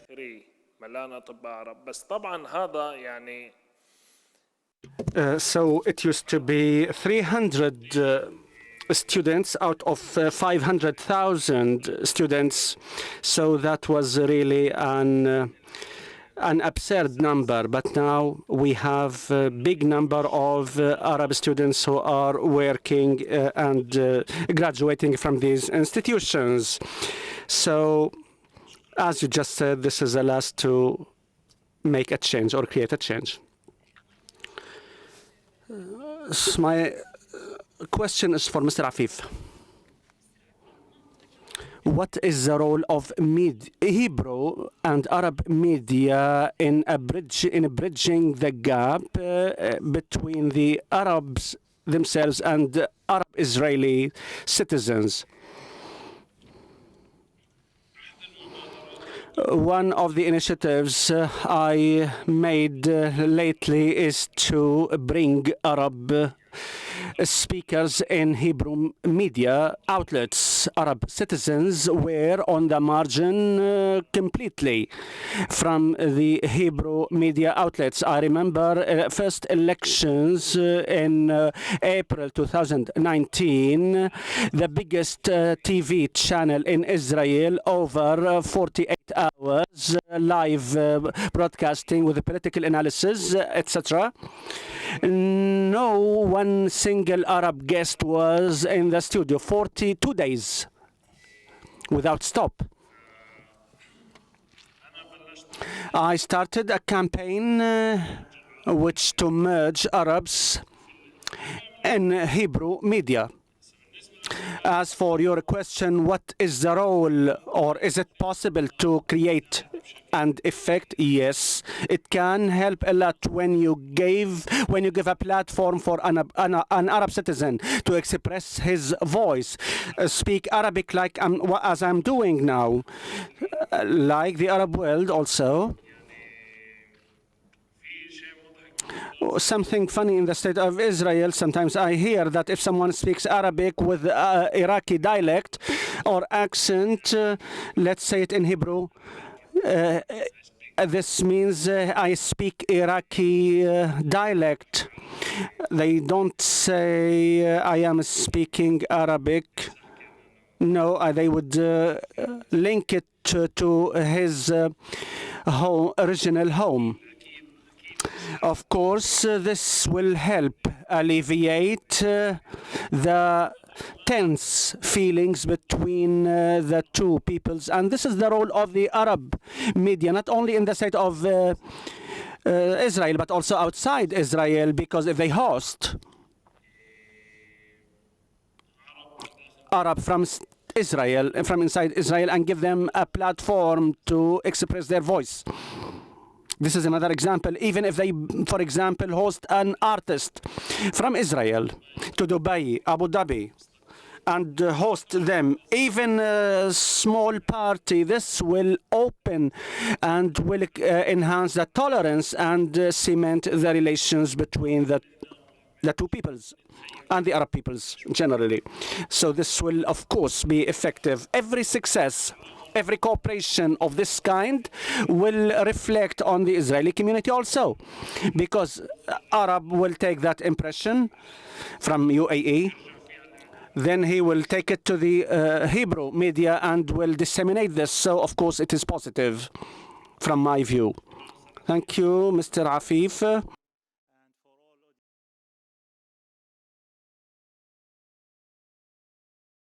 Assalamu alaikum wa rahmatullahi wa Ladies barakatuh. and gentlemen, I would like again to thank the SSSR Center for allowing us, to all of us from UAE, and to have greater knowledge and deeper knowledge about what's happening at the political level in Israel. And there are many questions to ask, and we have an opportunity today to understand the impact of the changes in the political landscape in Israel. What are their root causes and their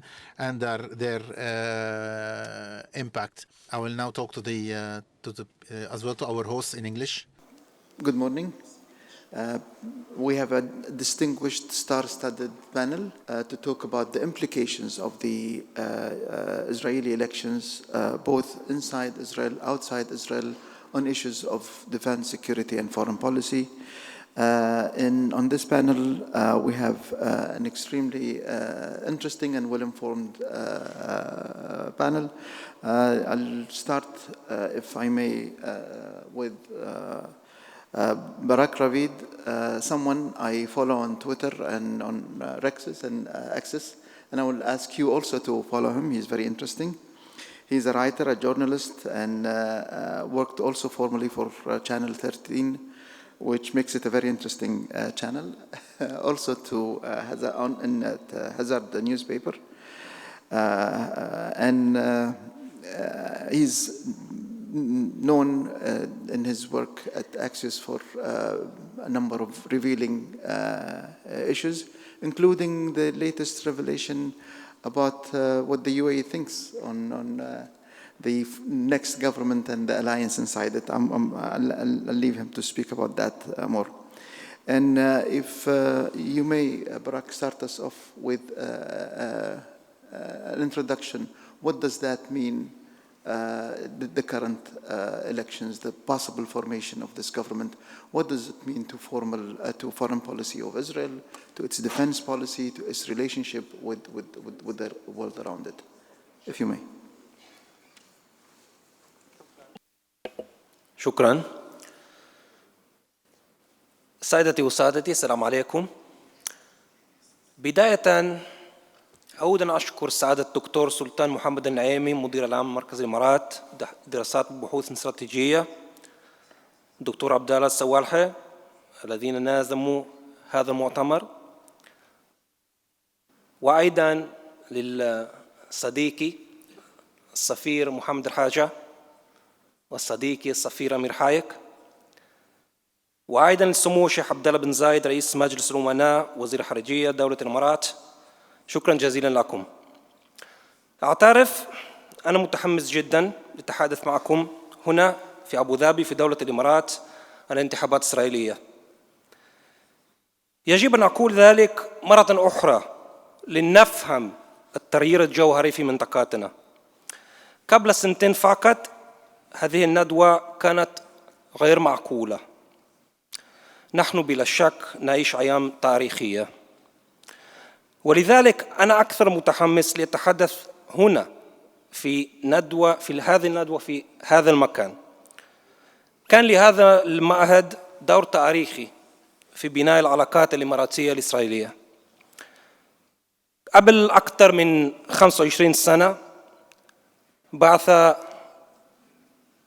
الرئيس الشيخ محمد بن زايد، في هذه الفترة كان رئيس أركان القوات المسلحة الإماراتية، الدكتور جمال السويدي إلى واشنطن.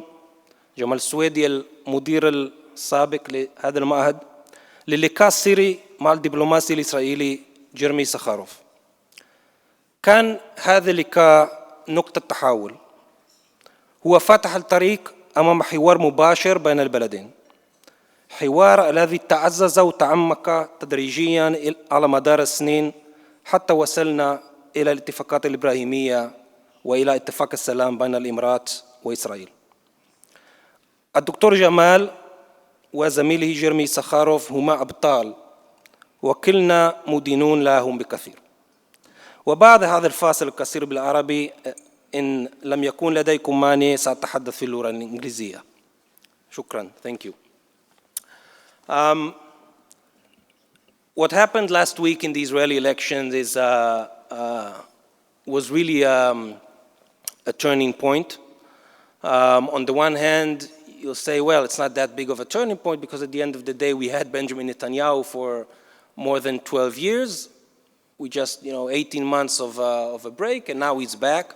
But Netanyahu is back heading a very different government than any government he had before, a government that is more religious, more conservative, more ethnocentric, and more racist and more Jewish supremacist than ever. A lot of the policies that Netanyahu supported in the past are long gone.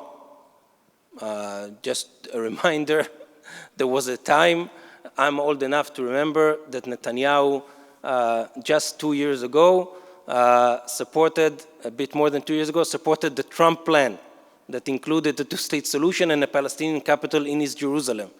Today, if I don't think that anybody in the upcoming Israeli government, other than maybe Netanyahu himself and maybe, 2, 3 others, can really support such a plan. 2 years ago, Netanyahu decided to drop his annexation plan of between 17 to 30% of the West Bank in return for a peace agreement with the UAE. In the current government, I'm not sure that Netanyahu would have had a majority to such a step. So the starting point of this government is very, very different than any other before. And it's true that people say, well, in 2009, Avigdor Lieberman his party got 15 seats in the polls. He was the third biggest party, and everyone said, he's a racist and he's radical right wing. And look how things developed. Nothing really happened. Which is, again, it's not inaccurate, but Avigdor Lieberman is not Bezalel Smotrich, the leader of the religious Zionism party, and he's definitely not Itamar Ben-Gvir, the leader of the Jewish Power Party.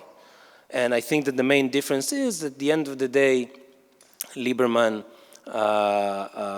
is much more cynical and opportunistic politician than Smotrich and Ben-Gvir, who are also, as every politician, are also cynical and opportunistic, but they're much more ideological and I think committed for a real change in how Israel's foreign policy looks like, among other issues. I think that many capitals in the region looked at these elections and are still following how this government is going to look like. The Biden administration obviously is the first among them. If you look at the government we had for the last year and a half, it was, I think we can safely say that the Biden administration was the key supporter of this project that was called the Government of Change. The Bennett-Lapid government received from the Biden administration unprecedented discounts when it comes to that no previous government has ever got from a Democratic administration. Biden allowed Bennett and Lapid to basically do things that he will never, ever allow any other government, especially not one led by Netanyahu with Ben-Gvir, Smotrich, and the rest. I think that even though Biden didn't want Netanyahu to come back, he never, in his worst dreams, thought that he will bring with him far-right parties and Jewish supremacists. I think other capitals in the region obviously are also looking at what's going on in Israel. The government here, obviously, Sheikh Abdullah ben Zayed met Netanyahu during his visit to Israel. And I think he told him very clearly and directly that he's concerned about what's going to happen if there is a government that includes far-right elements like Itamar Ben-Gvir. And I don't think that the Emirati position is very different than the Egyptian position or the Bahraini position or the Jordanian position. Obviously, we might touch Jordan a bit more in a few minutes.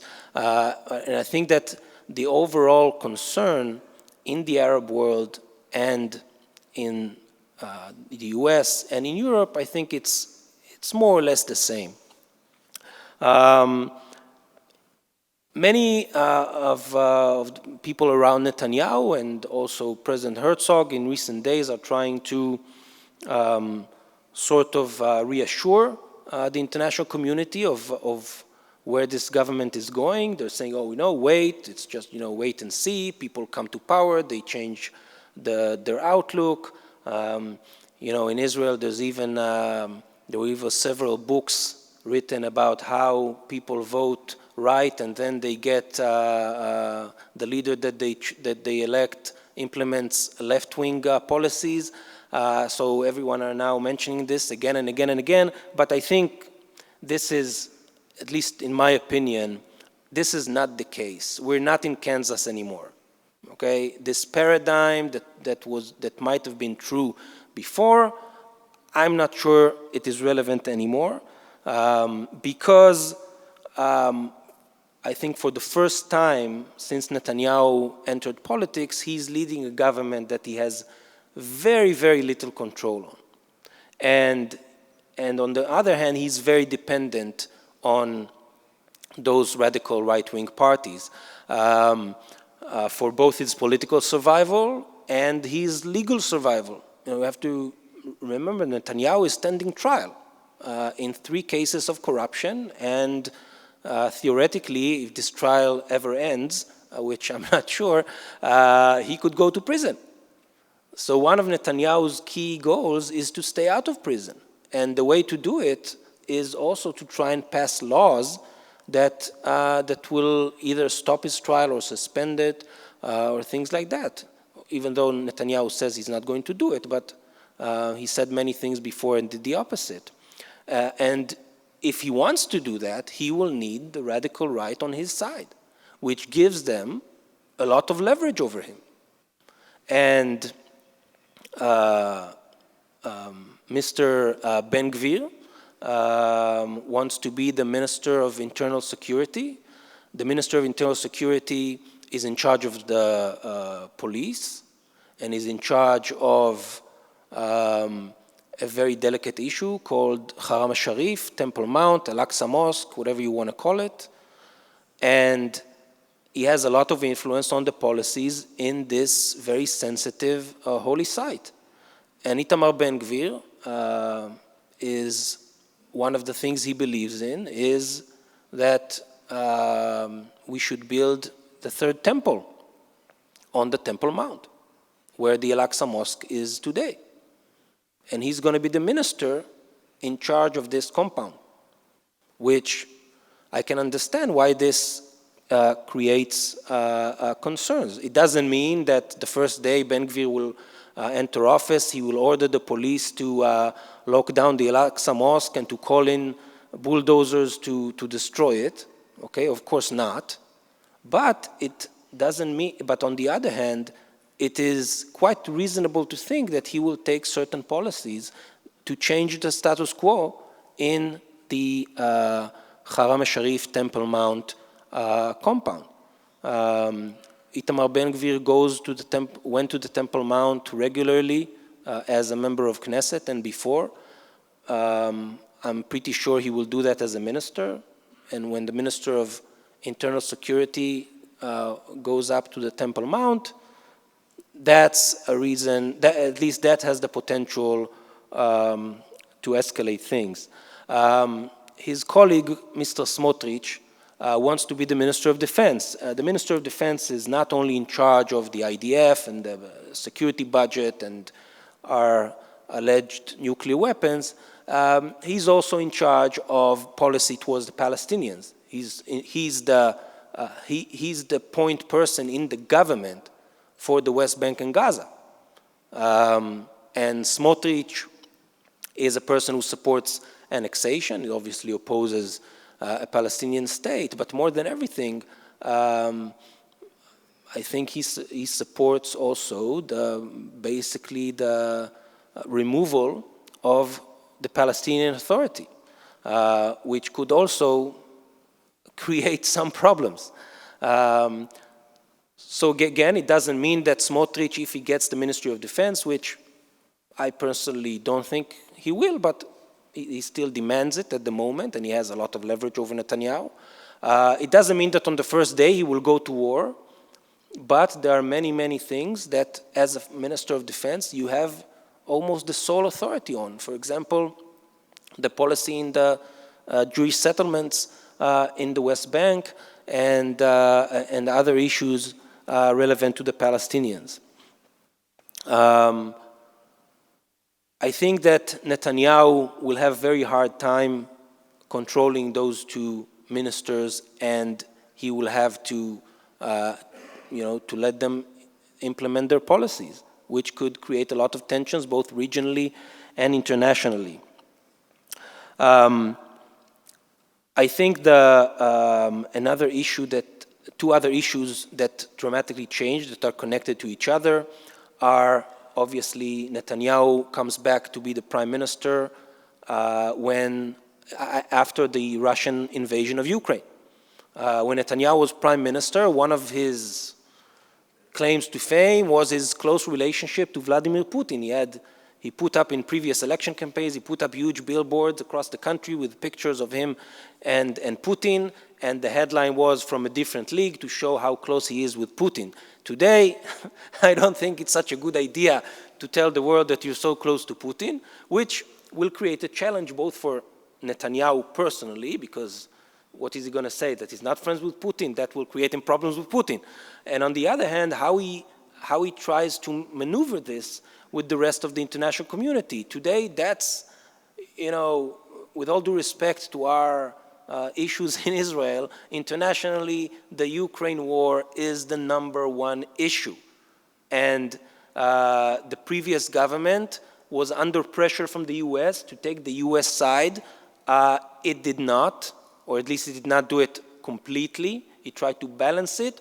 And as I said, the previous government got a lot of discounts from the international community, mainly from the US. This government won't. So I think Netanyahu will be under a lot of pressure to take a clear policy on the Ukraine crisis.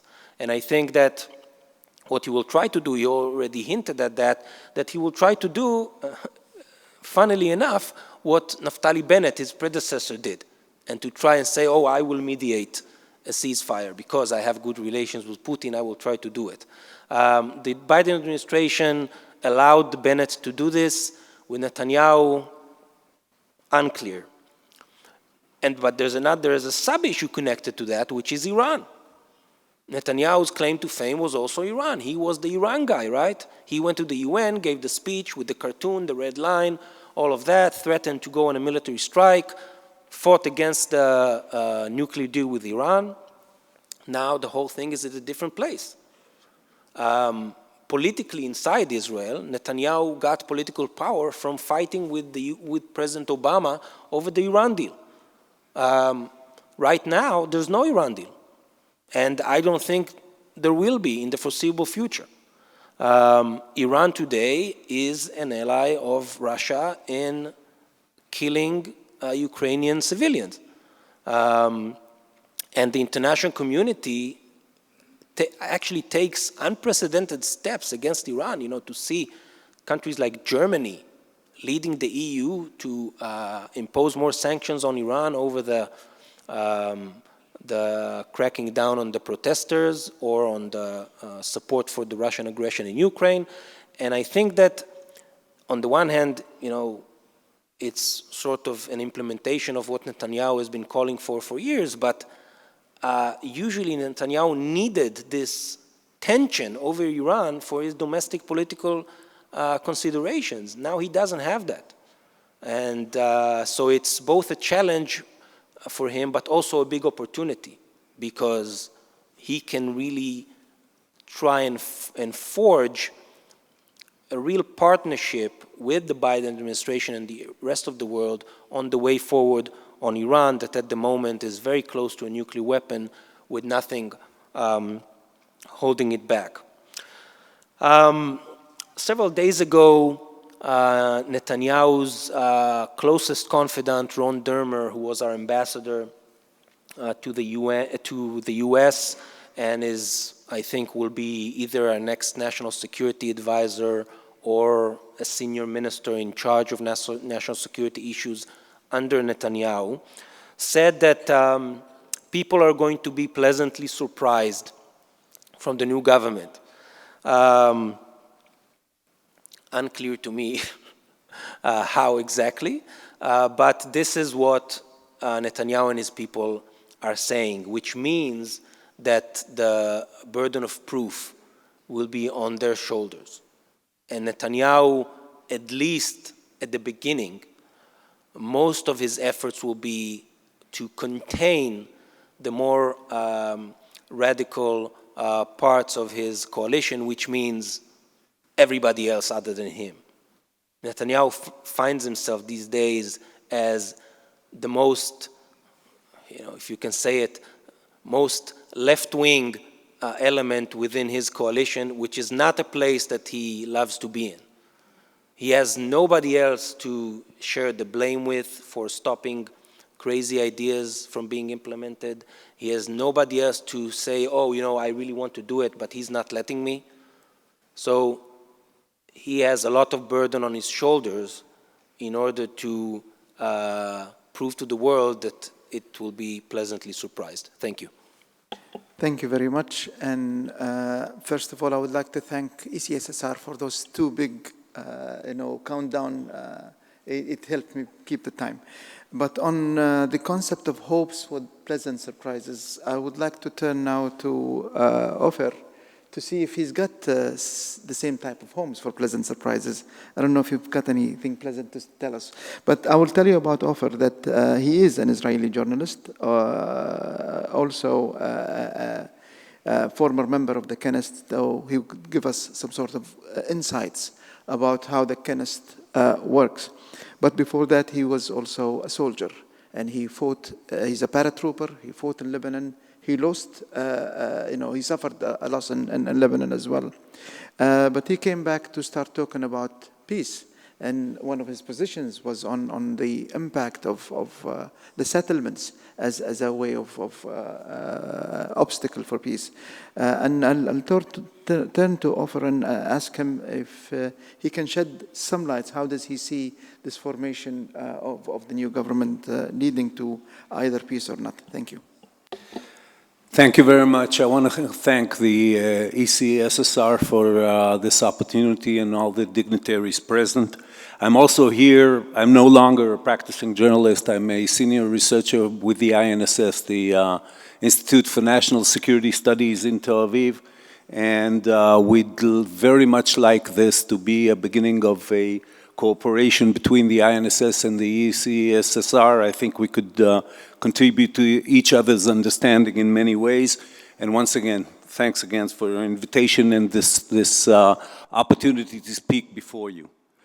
I'd like to, what I'm going to say now, of course, represents my own personal opinion, but it also has to do with my experience within the political system. For 8 years, I was a member, first and foremost, I was a member of the Defense and Foreign Relations Committee, and all of its important subcommittees. And I've had the opportunity of speaking in closed room with all the people that I'm going to talk about, and maybe say a couple of things that would surprise you. I guess most of it wouldn't. First of all, you have to consider the political situation. This is a 4-year government. Actually, there's a debate going on right now in Israel because formally the elections are always supposed to take place in November, and because these elections took place in November, it's either a 4-year or even a 5-year government. But let's say it's a 4-year government.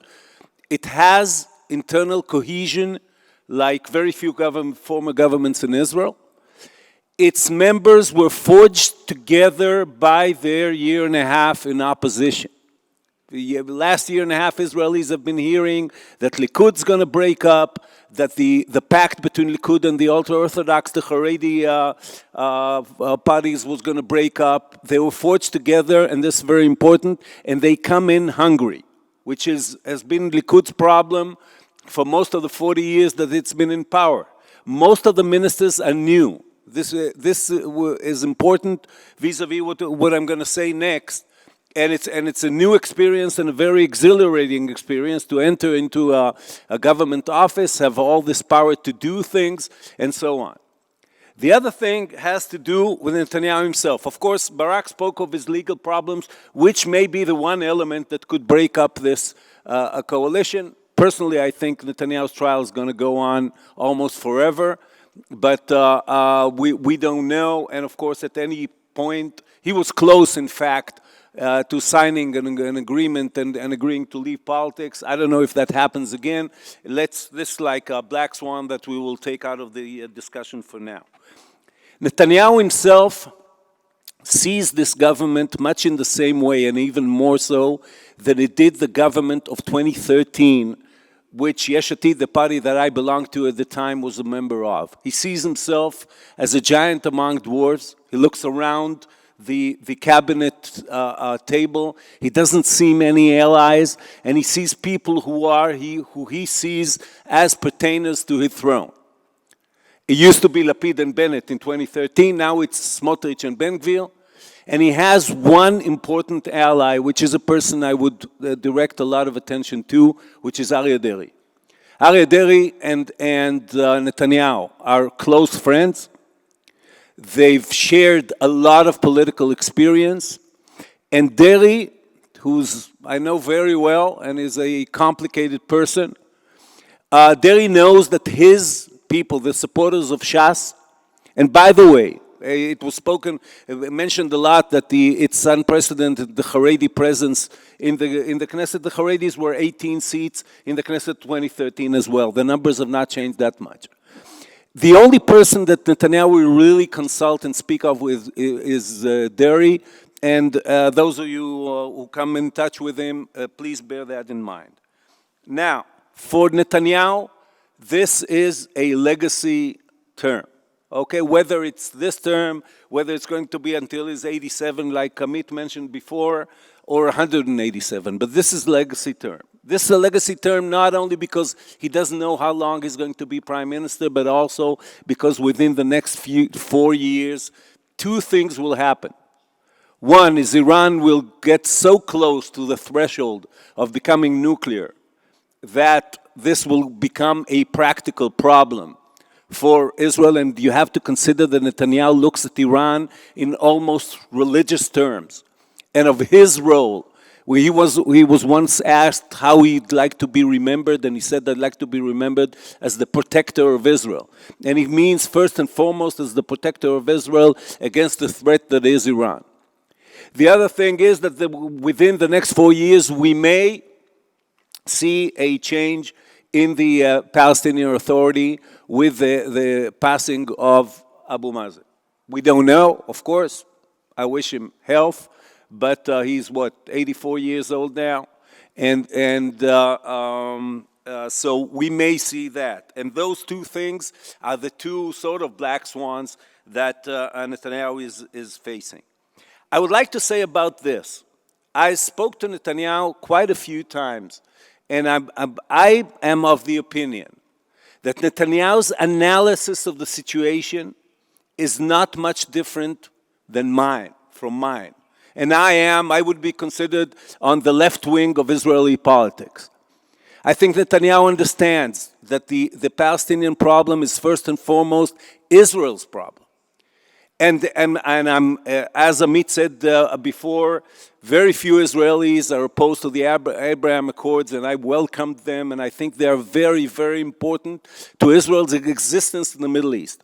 But for Netanyahu, and this may seem contradictory to you, but it's not if you know the person. On the one hand, this is his analysis, but his praxis, what he's doing, had done in the 12 years that he was prime minister, and we continue to do, is the burial of the two-state solution. And this has to do, he once said, it sort of slipped him, in a Likud meeting, he said that those who oppose, those who don't want a Palestinian state should support him in the transition of funds from Qatar to the Gaza Strip, to Hamas in the Gaza Strip. For him, creating a wall between the West Bank and the Gaza Strip, strengthening, de facto strengthening Hamas, so as to weaken the PA, this is his policy, and he sees the Abraham Accords as his way of proving that the Israeli left was always wrong in saying that we cannot establish our place in the Middle East. We cannot be accepted by the Middle East unless we move forward in the Palestinian problem. So for him, this is a continual practical burial of the two-state solution, even though he doesn't see any other solution. Okay? And this is what he will continue to do. And for him, the other thing about the Abraham Accords is the Abraham Accords present him, and this is, the Abraham Accords are his doing. Okay, they're Trump and everybody else, but from the Israeli side, it's his doing, definitely.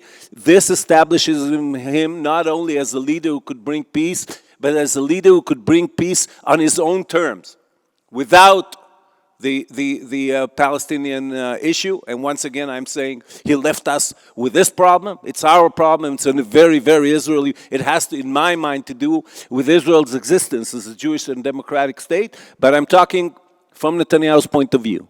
And he will try to strengthen his relations. Saudi Arabia was mentioned before. Yes, he will try to strengthen and widen the Abraham Accords as well he could.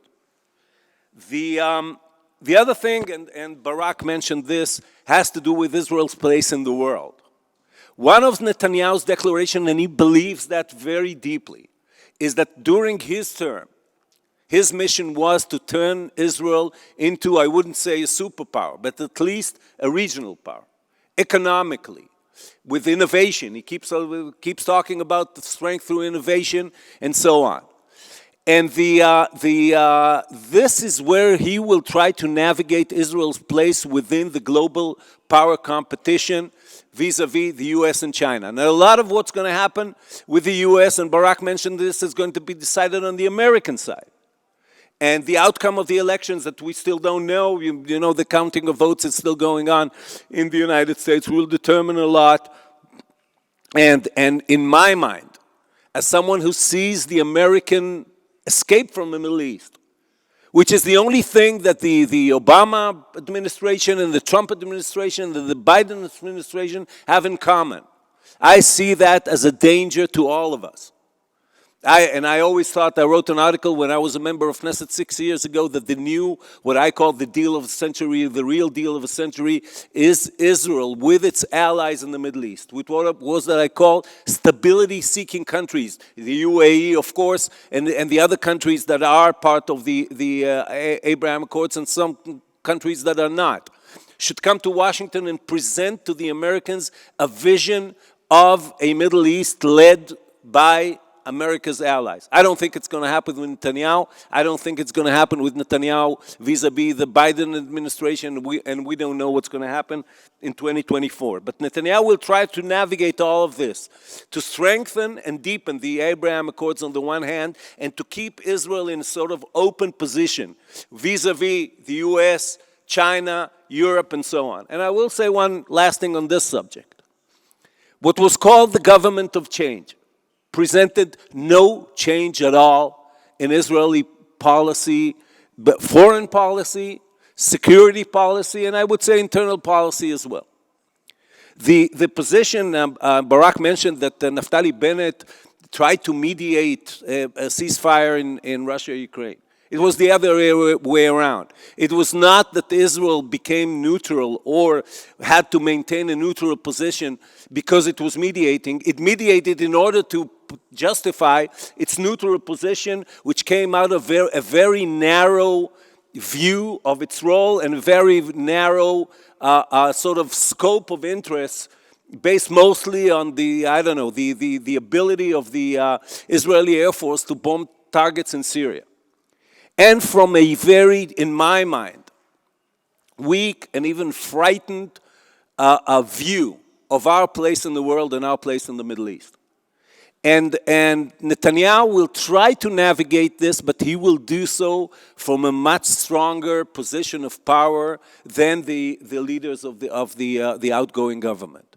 So we may see, depending once again on what's happened in Washington, but we may see a more flexible and even more, I wouldn't say powerful, but sort of self-assured Israeli policy in that sense. Netanyahu sees himself as a world leader. He sees himself as on par with the leaders of the United States or Russia and so on. And this may lead to a very interesting thing. The one more thing I would say is this. Netanyahu has always been, and I think will continue to be, perhaps the most cautious leader Israel has had regarding the use of power. Netanyahu has a very, I would say, almost cynical view of Israel's ability to determine things by the power of its army or the use of power in general. He's a very pessimistic person by nature. And pessimistic people tend to think that whatever you do has not very good consequences. Okay? And the only time that Netanyahu was dragged into a prolonged use of power, which was 2014 in what we call protective edge, Tzuk Eitan, he was thrown into it, forced into it. I was a member of the subcommittee that was in touch with him throughout the operation. I had many conversations, even private conversations on this. But to add it all up and sort of move towards the end, and I would say Haram Sharif was mentioned here, and yes, I'm very unhappy with the fact that Itamar Ben-Gvir will be in charge will become apparently will become the Minister for Internal Security. I would suspect that provocations would not come from him. It will come from some members of Knesset who will seek attention. But let me remind you, in the year 2000, Ariel Sharon went on Haram al-Sharif, which provoked and instigated the Second Intifada. And this was approved by Ehud Barak, a prime minister from the Labour Party, from the left. Okay? So a lot of it has to do with political weakness. A lot of it has to do with narrow considerations and not always with religious zealotry. Netanyahu will do whatever he can to prevent this. I'm not saying that he will, and I'm not saying if this happens, this will not change a lot, including, and I see quite a big danger to our relationship with Jordan. And I would advise everybody to pay attention to that. I remind you that during the last months of Netanyahu's term, Jordan was almost, there was no danger that the peace agreement between us and Jordan will be nullified, but the relationship was completely frozen.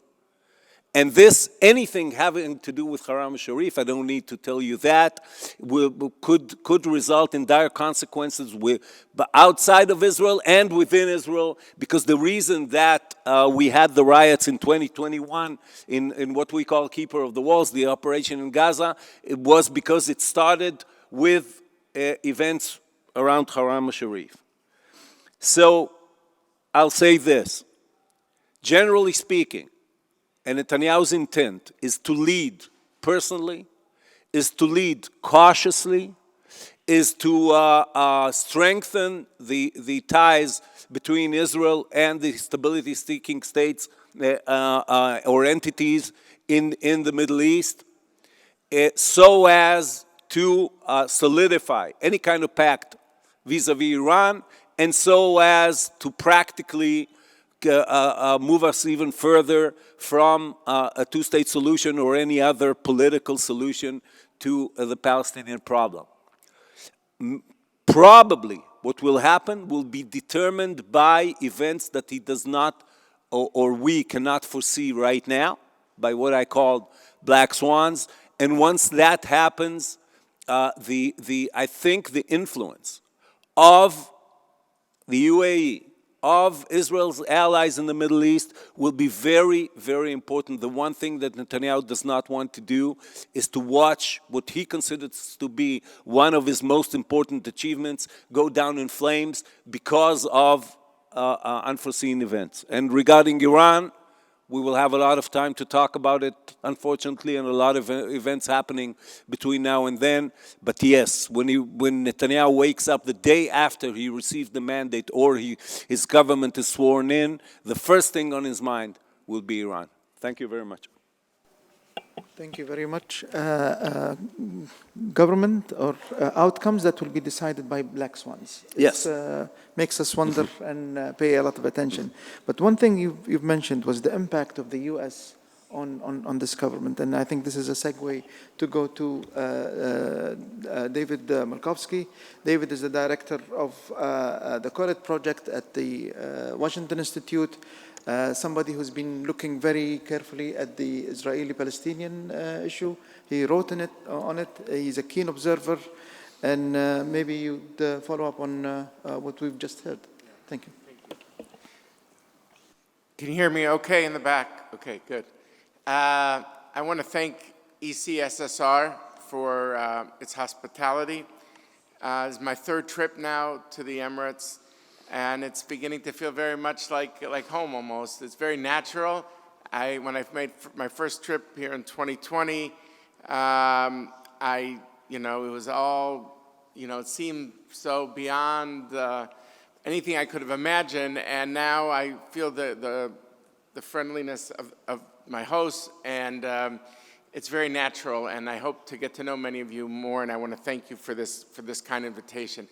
Look, before I launch into my remarks, I think it's for some of the Emiratis, I think that I'd like to zoom out for 1 second before getting into the Abraham Accords, which is why I came to talk. But I really think that there needs to be, you're hearing, I think, two sets of views from Barak and from Ofer, and also maybe from Amit and Ayelet and Afif this morning. It seems to me there's two schools of thought right now, and we're at this moment of maximum uncertainty.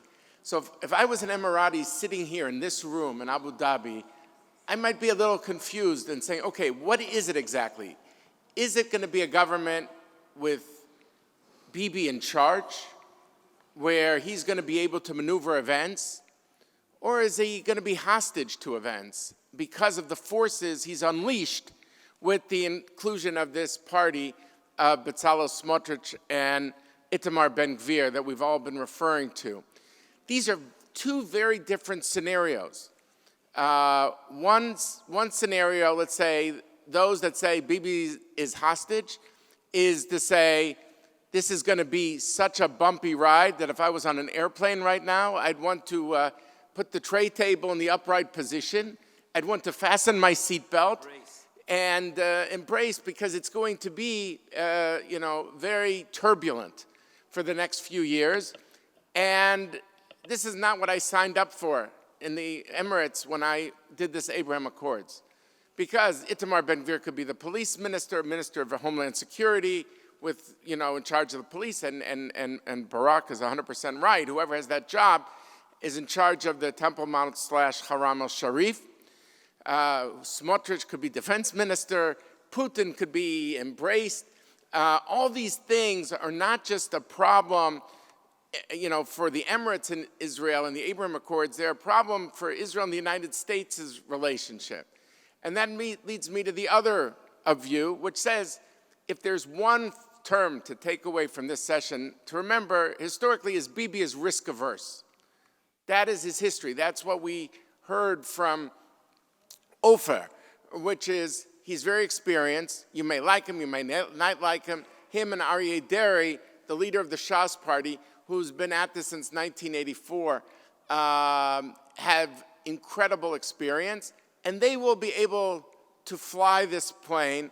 It will not be so, bumpy as it seems, and they will be able to manage it because they're risk averse, because they're experienced. The issue of the change in the law will be the time that Netanyahu needs them the most, this group of Itamar Ben-Gvir and Smotrich. Once he gets the law, then basically the balance of power shifts to the experienced duo of these two guys. That's the second school, and the second school is reinforced by the fact that for Netanyahu, Biden is not Obama. And that's really crucial to understand for this second school, because what the second school is saying is Netanyahu does not want to get on Biden's wrong side, because he saw what happened when he got on the wrong side of Obama. He lost half the Democratic Party, and he never recovered from 2015. Whether it was smart, not smart, I think many Israelis think that was not the result that Netanyahu thought he would have. With Biden, he has someone who's more of an old school politician, and that school believes that you solve problems behind closed doors. You don't air the dirty laundry in the public. And that's Biden. And Bennett and Biden had basically, it was never said this way by Israeli commentators, but you could argue it was a tacit quid pro quo. I will not dump on you from the White House podium and the State Department podium about the West Bank and settlements, and you will also not dump on me from the Knesset podium about Iran. We will have differences on both of these issues, but we will sort it out quietly. So this second school that you're hearing might be to say, look, the Iran deal is off the table for now, because once they're doing drones with Russia, no U.S. government is rushing to embrace a deal with Tehran. And essentially, Netanyahu wants to keep on Biden's good side. He also knows the American Jewish community, which has been so central for Israel. That is also feels very uncomfortable whenever there's a rift between Washington and Jerusalem. So the second school argues that Netanyahu will reassert his authority. Maybe it won't be 1,000% in control, and maybe Amit's position might be a middle position, but essentially he will maneuver this. These are two very different schools. The problem is we're having the conference on November the 9th. If we'd be having the conference on December the 9th, we might have a sense of what are the cabinet portfolios. Is he going to be the police minister, Ben-Gvir? Will that give him authority on the haram? The problem is we're like coming into the movie in the middle, and we don't have the sense of certainty. And I admit, I don't have it either. What it is, everything that I know historically would suggest the second school is more correct than the first school, but it could be a different situation, and that the Ben-Gvir Smotrich pressure will be relentless. Some say, no, these guys just want to be ministers. Once they're in, it'll be much more like the past than you think. We just don't know yet, because we're meeting here on the 9th of November and not December the 9th. By the way, these coalition things could go on. It could be January the 9th, too. So if I was an Emirati listening to this morning, I would think these are the two schools, and I'm not sure which school is right. That's me listening to them. And I'm saying this as someone coming from Washington, not coming from Jerusalem.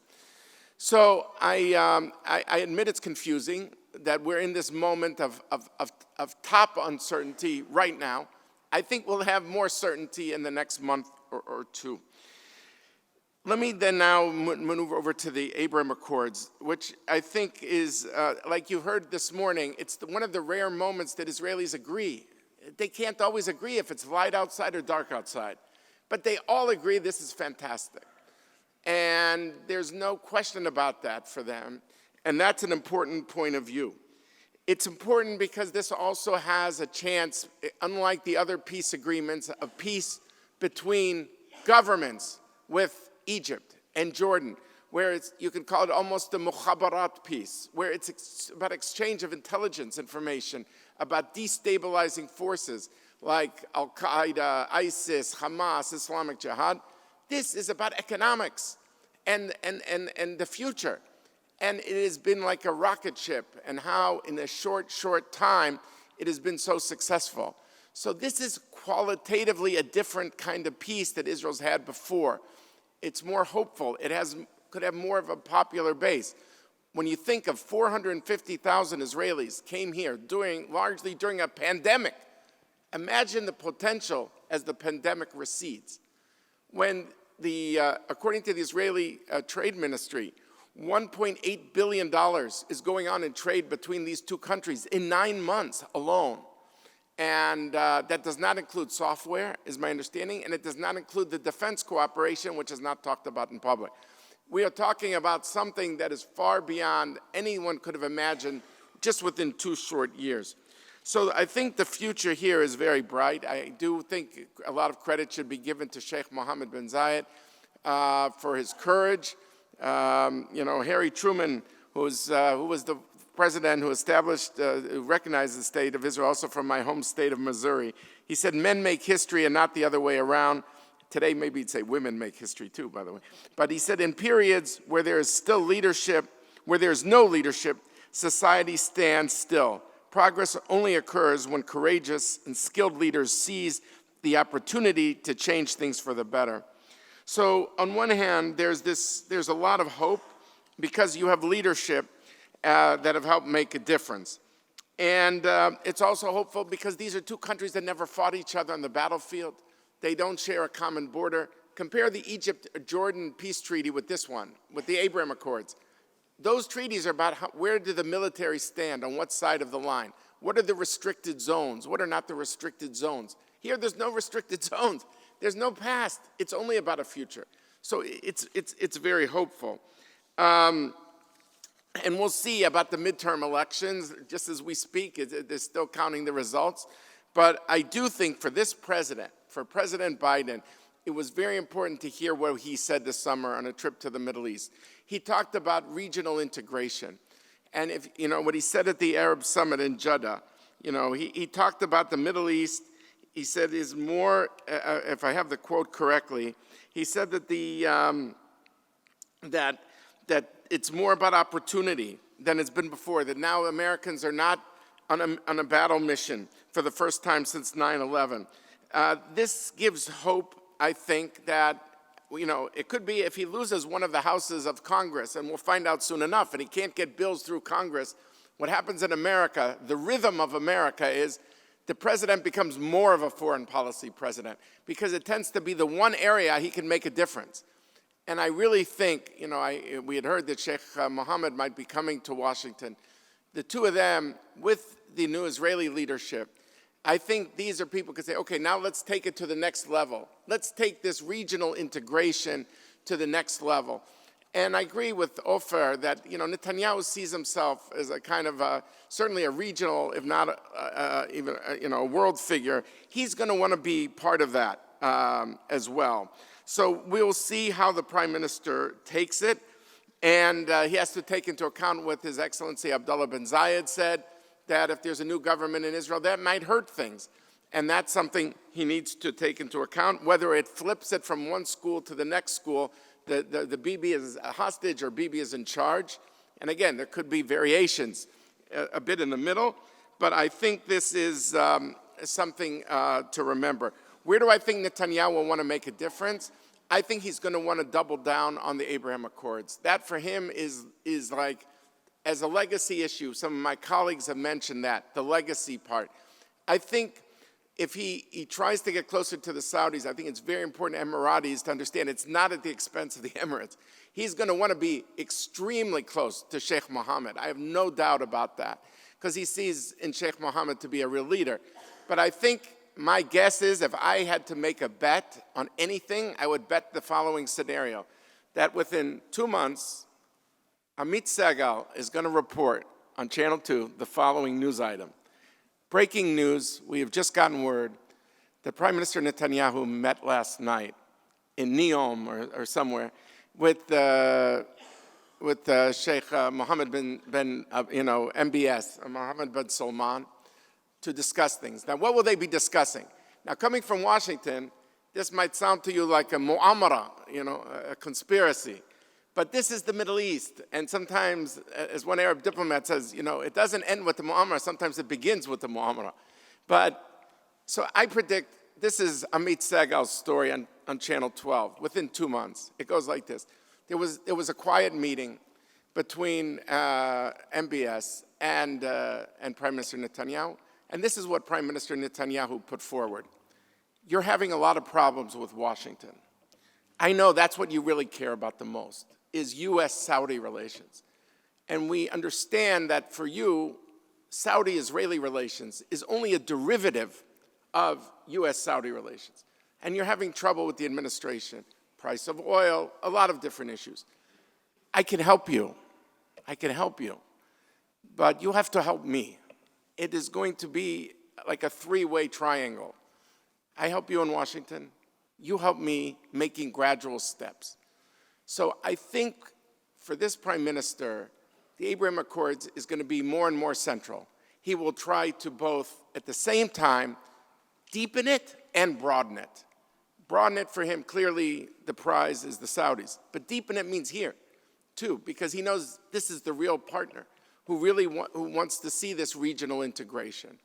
And how that works out, is it the Negev Forum on regional projects? Is it bilateral things on artificial intelligence, medical devices, agri-tech, food security, climate change, all these things. I mean, this Project Prosperity that was just signed yesterday with the Memorandum of Understanding is something that the Emirates is what is supported. Without the Emirates, there's no Project Prosperity to bring solar energy, electricity to Israel, and desalinated water to Jordan. And I think this is an example of more of these creative solutions, because really, while it's not written about by the commentators, one of the great successes of the Abraham Accords is that it creates political space with the old normalizers. The old normalizers with their mukhabarat peace, now suddenly they can do things they never could do. This energy thing is something that, how long has Israel had peace with Jordan? 25 years. Why is it happening now? Because the Emirates got behind it, and they realized the region is ready. They want to move. They don't want to hear, well, let's wait, let's wait, let's wait. So this, I think, is the template. And by the way, Egypt, we're hearing also starting more flights, more tourism opportunities. Some say, well, yeah, it comes at a time that there's fewer Russian and Ukrainian tourists coming to Sharm el-Sheikh. That's also true. But the political space that the Abraham Accords is open is also creating space for the old normalizers, not just with the new normalizers. And that brings me to a sensitive point, perhaps, and that is on the Palestinian issue. I think we're all united here that there's not going to be a major breakthrough diplomatically. But sometimes the issue is not about a breakthrough. The issue is preserving things from going backwards, downhill. That, in this environment, is a huge achievement. And here, as someone who defends the Abraham Accords a lot across the country in the United States, I think this idea of demonstrating that the Abraham Accords is not a bypass road, but it's a bridge. It's a way to use the private sector in the West Bank to show the success, the dividends of peace. I know a lot of people in the Emirates are sick of the Palestinian issue. Believe me, I know in Israel they're even more sick of it. We know this. I'm not saying anything no one knows. But I think the goal here is to keep the door open. Don't preclude options for the next government. And the way to keep that open is to think creatively. Okay, we can't have government-to-government breakthroughs, maybe private sector things. The people will see in their daily life some change, whether it's electricity, water, food security, climate, housing. There's 100 different things the private sector can do, but that's going to take cooperation. So I guess I would just say this period is going to test us like never before because of a changing political climate in Israel, maybe in the United States. And I think, I don't want to say this is Churchill, our finest hour, but I would say those of us who want a better region, we will be tested a lot. And the question is, how do we emerge from the test? How resilient are we in finding ways to move forward in these choppy waters, in these turbulent times? I guess I'll conclude. The founder of Zionism, of political Zionism, was a man by the name of Theodor Herzl. He used to say, if you will it, it is no dream. But I think with the Abraham Accords, what we're seeing is that there's a chance that the reality is greater than the dream. If you look at the first 2 years, I'll never forget what a woman who was one of the heads of the Emirati Space Agency said to me. She said, we're working together on a flight to Mars and Venus between Israel and the Emirati Space Agencies. This is public information. And she said, so to say the sky is the limit is not true. It's greater than the sky. So I think there's a shot here of broadening it and deepening it. But I would not be saying the truth if I wouldn't feel that it's going to be tested at this time. And the question is, how do the parties, how do they pass this test at this very critical moment? It might depend on this question of which school is right, the hostage school or the management navigation school. We'll see soon enough. Thank you very, very much. Thank you very much, Dave. And I apologize that Shireen is a little bit unwell, so she wouldn't be able to join us. But if you allow me, David, to ask you, how do you see the implication on not only the US, but also on Europe and maybe China? Ofer mentioned a little bit about how that implication could be on Russia and the direct relationship between Netanyahu and Putin. What about the relationship between Netanyahu and the European Union? How is that going to be affected? Is there another way for China to be, use this election as part of its own strategic competition? Thank you. And I hope our colleague feels better. I'm sorry she's not with us. Look, we don't know for sure, and you could say, look, you're coming from Washington, so you're going to have a more Washington-centric view. But as you know here very well, Washington has got very strong concerns about China. And that's something that Israel is learning to deal with. It is creating certain committees, panels inside Israel on how to vet Chinese investments in Israel and Israeli technology transfers to China as well. There's a lot more caution in Israel on the China relationship than there was 3 years ago, I think. So I tend to think Israel's going to be careful. That's why on the Putin issue, I think the first thing the White House wants to know, and I just didn't have a chance because I was afraid to go oversee my time, is they're going to want to know, where does Bibi stand on Ukraine? I mean, they've told me, they've said to me, David, this is the first issue. Maybe the journalists aren't writing about it, but that's what we want to know first. On that, you know, they know what all you know, that there is the optics with Putin, but they're going to want to know, is Israel going to be viewed? Maybe they don't expect Israel to give all these, you know, the United States doesn't send F-15s, F-16s, F-35s, you know, to the Ukrainians either. But on certain things, they'll want to know, where does Netanyahu stand on tonality, first of all. And once he has a government and he has a defense minister, they want to know, how does that tonality manifest itself operationally in terms of different systems. Israel is sharing intel of the Iranian drones with the United States. And maybe no surprise, Zelensky pointed that out in Ukraine. So I just think that I see the prism more through Washington, that Israel is going to be very careful when it comes to China. Look, Europe is not going to react well to this government. I think it's clear. I mean, now there's different parts of Europe. The Eastern Europeans, of course, I think will react fine. But I still think Ukraine is the #1 issue in Washington. And to the extent Netanyahu is able to signal that he's not embracing Putin, but he stands in a certain way with the United States, I think it will go a good distance in calming fears in America. So whether it's Putin, whether it's Beijing, I tend to think Netanyahu will look at it through an American lens. That's how I see it. I'm sure others will disagree with me, but I don't think he wants to get off on the wrong foot with a Democratic administration, given his very bad relations with the last one, especially since with Biden he is an excellent relation for decades, and I think he wants to maintain that. Thank you very much. We will soon open up the discussion for questions, but allow me to make a remark. It was quite obvious from the first session and this session that, and this is the point that Amit was making, is that this is a first post-Bibi government with Bibi in it. And what we've heard repeatedly was the impact on Bibi, on the formation of the government, whether he would be able to control it or not control it. The second issue we've talked about, I think, again, as you've mentioned, all of you, that the Abrahamic Accords are here to stay, possibly expand.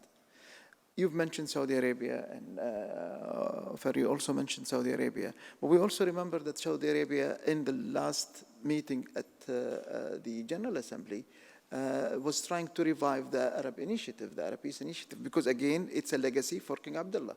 So they're saying or leading that we're open to relationship with Israel, but this has to be at the forefront. Is this going to be an obstacle that Netanyahu and his government would face or not? I don't know if any of you would like to comment. First of all, I'd like to disagree with the notion of a post-Bibi government. This is a Bibi government. The only person that led the Israeli right to victory is Benjamin Netanyahu. The Aryeh Deri used to tell me that his voters, the Shas voters, and traditionally the ultra-Orthodox, the Haredi, like to be on the fence because they could negotiate and even, as was mentioned before, sit in coalition with both sides. But the people who vote Shas may not necessarily be on the side of even Likud. They are on the side of Bibi Netanyahu. And Aryeh Deri used to tell me, my voters are more Bibis than Likudnik voters, than Likud voters. So this is a Netanyahu government. And he may be challenged, and we mentioned, we've been talking about this all day, internally on certain subjects. But this is not a post-Bibi.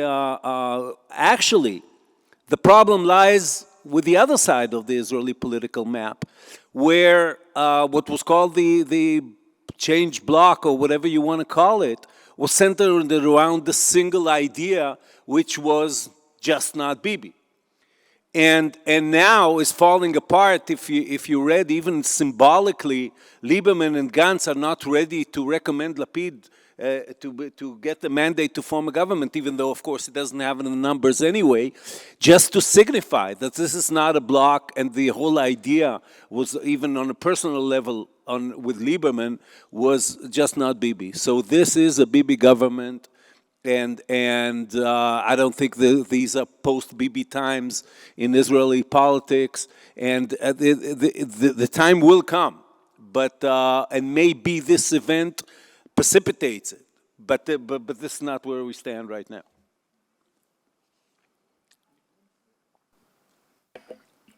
Yeah. So you mentioned Saudi Arabia. I think obviously Saudi Arabia is going through major changes. It's not the same country it used to be, but I think that as also David mentioned, any Saudi-Israeli normalization will go through, at least in my opinion, at the moment, that's how it seems, will have to go through U.S.-Saudi normalization. And there are a lot of bilateral issues between the U.S. and Saudi Arabia that have nothing to do with the Abraham Accords or the Palestinian issue or Israel. It's really very deep bilateral issues that, at least at the moment, obviously this could change, but I just don't see how they can overcome this, at least in the next 2 years. I think the Saudis decided to wait Biden out and to see, and to hope that Trump comes back. This seems to be the strategy. So as long as this is the case, and by the way, it seems that the Biden administration more or less decided to do the same. It doesn't mean that cannot change sometime in the next 2 years because of other issues, Iran or other things, but at the moment it seems that there's such a trust gap between Saudi Arabia and the US that I just don't see how this thing can move. I think that, by the way, the fact that the Saudis in the General Assembly did this meeting on the Arab Peace Initiative, something which, let's say the truth, there's no such thing as the Arab Peace Initiative anymore. It's a joke. It only exists in the mind of Saudi foreign ministry officials. Okay, I don't even think that Mohammed bin Salman even thinks that the Arab Peace Initiative is still relevant. Okay, but I think they did that. Okay, to more or less, send the message to both the U.S. and Israel, to people here maybe, that we're not in anybody's pocket. So I just, at least in the short term, I don't see any progress, any big progress with Saudi Arabia. Maybe small steps. Again, I'm not saying it cannot change because of other developments in the region like Iran, but the trust gap between the U.S. and Saudi Arabia is so big that if Saudi Arabia wants to take such a step like normalization with Israel, I think if I'm Mohammed bin Salman, I think, Trump might come in 2 years. I can get much more in return from Trump. Why would I give this victory to Joe Biden? Yeah. Look, I don't think we disagree. My point is the same, that it's through the U.S.-Saudi prism. That's the overarching prism. But precisely because things are very bad right now, with the OPEC Plus decision and how it was seen in the White House, wrongly, rightly, I don't want to get into this debate, but the White House saw it as a way to hurt them in the midterms. That's how they interpreted it. Maybe it was totally disconnected from the midterms, fine. But that's why Barak is right, that the trust level is very low right now. But precisely because the trust is very low right now, that's actually a bigger opportunity for Netanyahu. It's like, let me see if I can work this at the edges. I can help you certain things at the edges. Again, not in a transformational way. It's not going to be winning the marathon. Maybe we could do a 5K race, you know? We could get a fifth of the way to where we have to go. But we have to start, and maybe here on Congress, there's something here I can help you with, but you're gonna have to help me. I think that's the kind of diplomacy. And by the way, what I said of Amit Segal breaking the story, it could also be on Axios, too. So, because these are two competitors. But, because they're both extremely... We all know it's gonna be Barack. Yeah, it's extremely competitive between, they're both extremely successful. Scoop people. So all I'm saying is, shwoya, you know, it's gonna take time, but don't rule this out. Look where things have gone just in 2 years, you know? Did people see the Ukraine war? Did they see the gas prices changing? The Khashoggi thing kind of morphs and Biden actually making a trip to Jeddah? I don't think people saw that 2 years ago. So a lot can happen over the next 2 years. Maybe not transformative, and this we agree. But I think sometimes the gradual moves to take the ice away, to thaw it out, is important too. And I am convinced that's where Netanyahu will try to go. Again, I want to be clear, not to be misinterpreted by anybody in this room, not at the expense of relations with the Emirates, because I think he sees, you know, Sheikh Mohammed bin Zayed as a real regional visionary thinker who really wants to deepen these relationships and not just broaden those relationships. So I do not think he's going to neglect the Emirates, the opposite. I think he's going to want to meet here a lot. If Sheikh Mohammed wants to meet him, I don't know. But I think that's where he's going to want to put his focus. This is his legacy, and so I expect a lot of focus in this direction. Another question, if you may, on what we've seen with the Abrahamic Accords in the last year and a half or so, is that the previous government have used the Abrahamic Accord as part of a connectivity agenda, if you want. So we've seen those minilaterals, the I2U2, we've seen the trilaterals between Israel, UAE, India, discussions on Israel, UAE, Japan, Korea, Singapore. Those are all discussions happening right now. Do you think that the next government is going to see that type of potential of expanding its relationship beyond just the Arab region and take this as a global issue? Or will it still be going back to, no, let's focus on security? So security will be more leading on defense, on foreign policy. I'll say this. First of all, one of the first people to congratulate Netanyahu on his victory was Prime Minister Modi of India. And they are on very good personal terms. That's very well known. And this goes hand in hand with Netanyahu's vision of Israel becoming a power in the world via innovation, via economic ties, and so on. So, yes, that would definitely be his inclination. And also because, as I said, his world is very much heliocentric and revolves around the Iran question. For him, anything that creates a sort of web or alliance that is against not only Iran becoming nuclear, but against Iranian expansion, Iranian aggression all over the Middle East and beyond, and so on, that of course would be very welcome. Yes, like my colleagues here, I would very much see this through the American lens. But I would say this, and I said this before, I want to stress it again. In my mind, once again, we don't know I think the outcome of the American midterm elections is going to determine a lot in that sense. But because it'll also signify how much power, yes, a president who can no longer pass bills in Congress turns to look to foreign policy, but it also indicates the kind of power that the Democratic Party has looking towards 2024.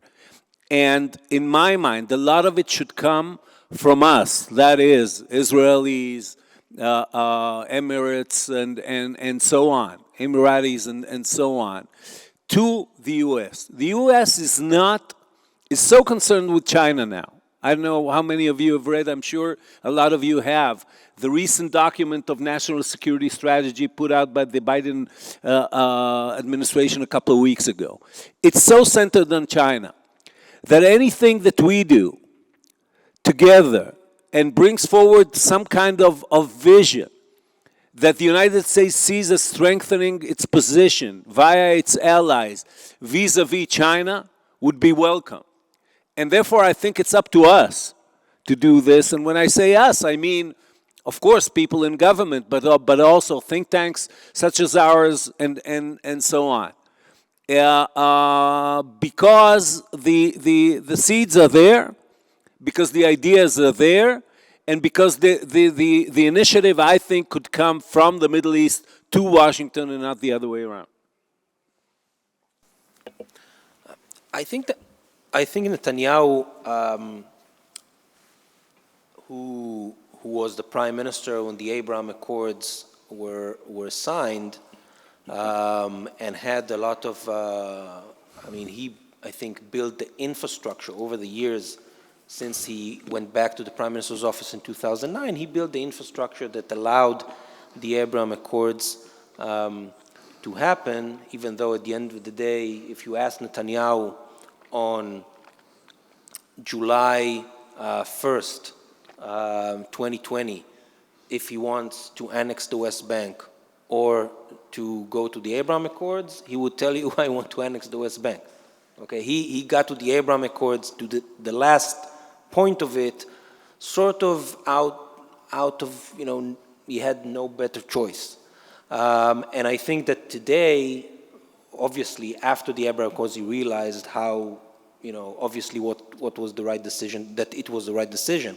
But I think that in the last 18 months, he's getting the Abraham Accords now, after those 18 months, in a much more, let's say,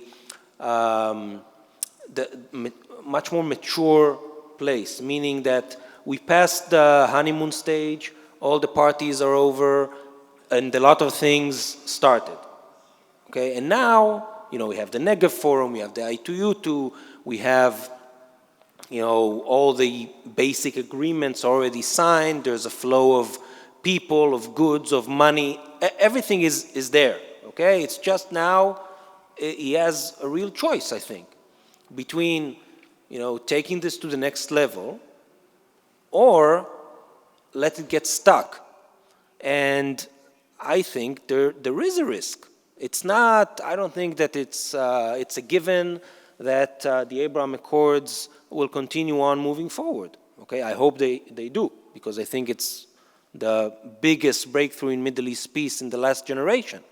But I think there is a big risk that it will get stuck, that things will die down because of, partly because of the new government. It's, again, I think it's not a given. The Abraham Accords survived the transition in the US government. It survived the transition in Israel 18 months ago. It survived 1.5 wars in Gaza. So it survived quite a lot. Okay, but I think that here there's there's much bigger challenge, and I think that Netanyahu obviously knows it. He doesn't want his legacy to go down the drain. But I'm not sure that his, other members of his coalition are as committed to this thing as he is. Again, I don't think Bezalel Smotrich or Ben Gvir or the ultra-Orthodox feel that they have any stake in the Abraham Accords, that it's not their project. I don't think they feel that they gain anything out of it. So this is why I think there's a big, and I don't think that they think that they should give up on something in order for those relations to continue and those relations to continue prospering. So I think that, again, we are in a I think, a watershed moment when it comes to the Abraham Accords. It could continue on moving forward. I hope that this will be the case, but it could also stop. I mean, I'll give you the Negev Forum as an example. Okay, the Negev Forum wants to grow. It wants to add Jordan to it. I don't see the Jordanians, and there was supposed to be a meeting of the Negev Forum on a ministerial level. It was supposed to be in December. I don't think it will be in December. Maybe it will be early next year. It's supposed to be in Morocco. I think people would want to really see what's going on before they'll move forward on such a thing. And if the Negev Forum doesn't continue on growing, then, it stops. And when things stop, there's a threat of regression. Egypt is part of the Negev Forum. The Egyptians, I think, will be very sensitive for things that might happen in the West Bank.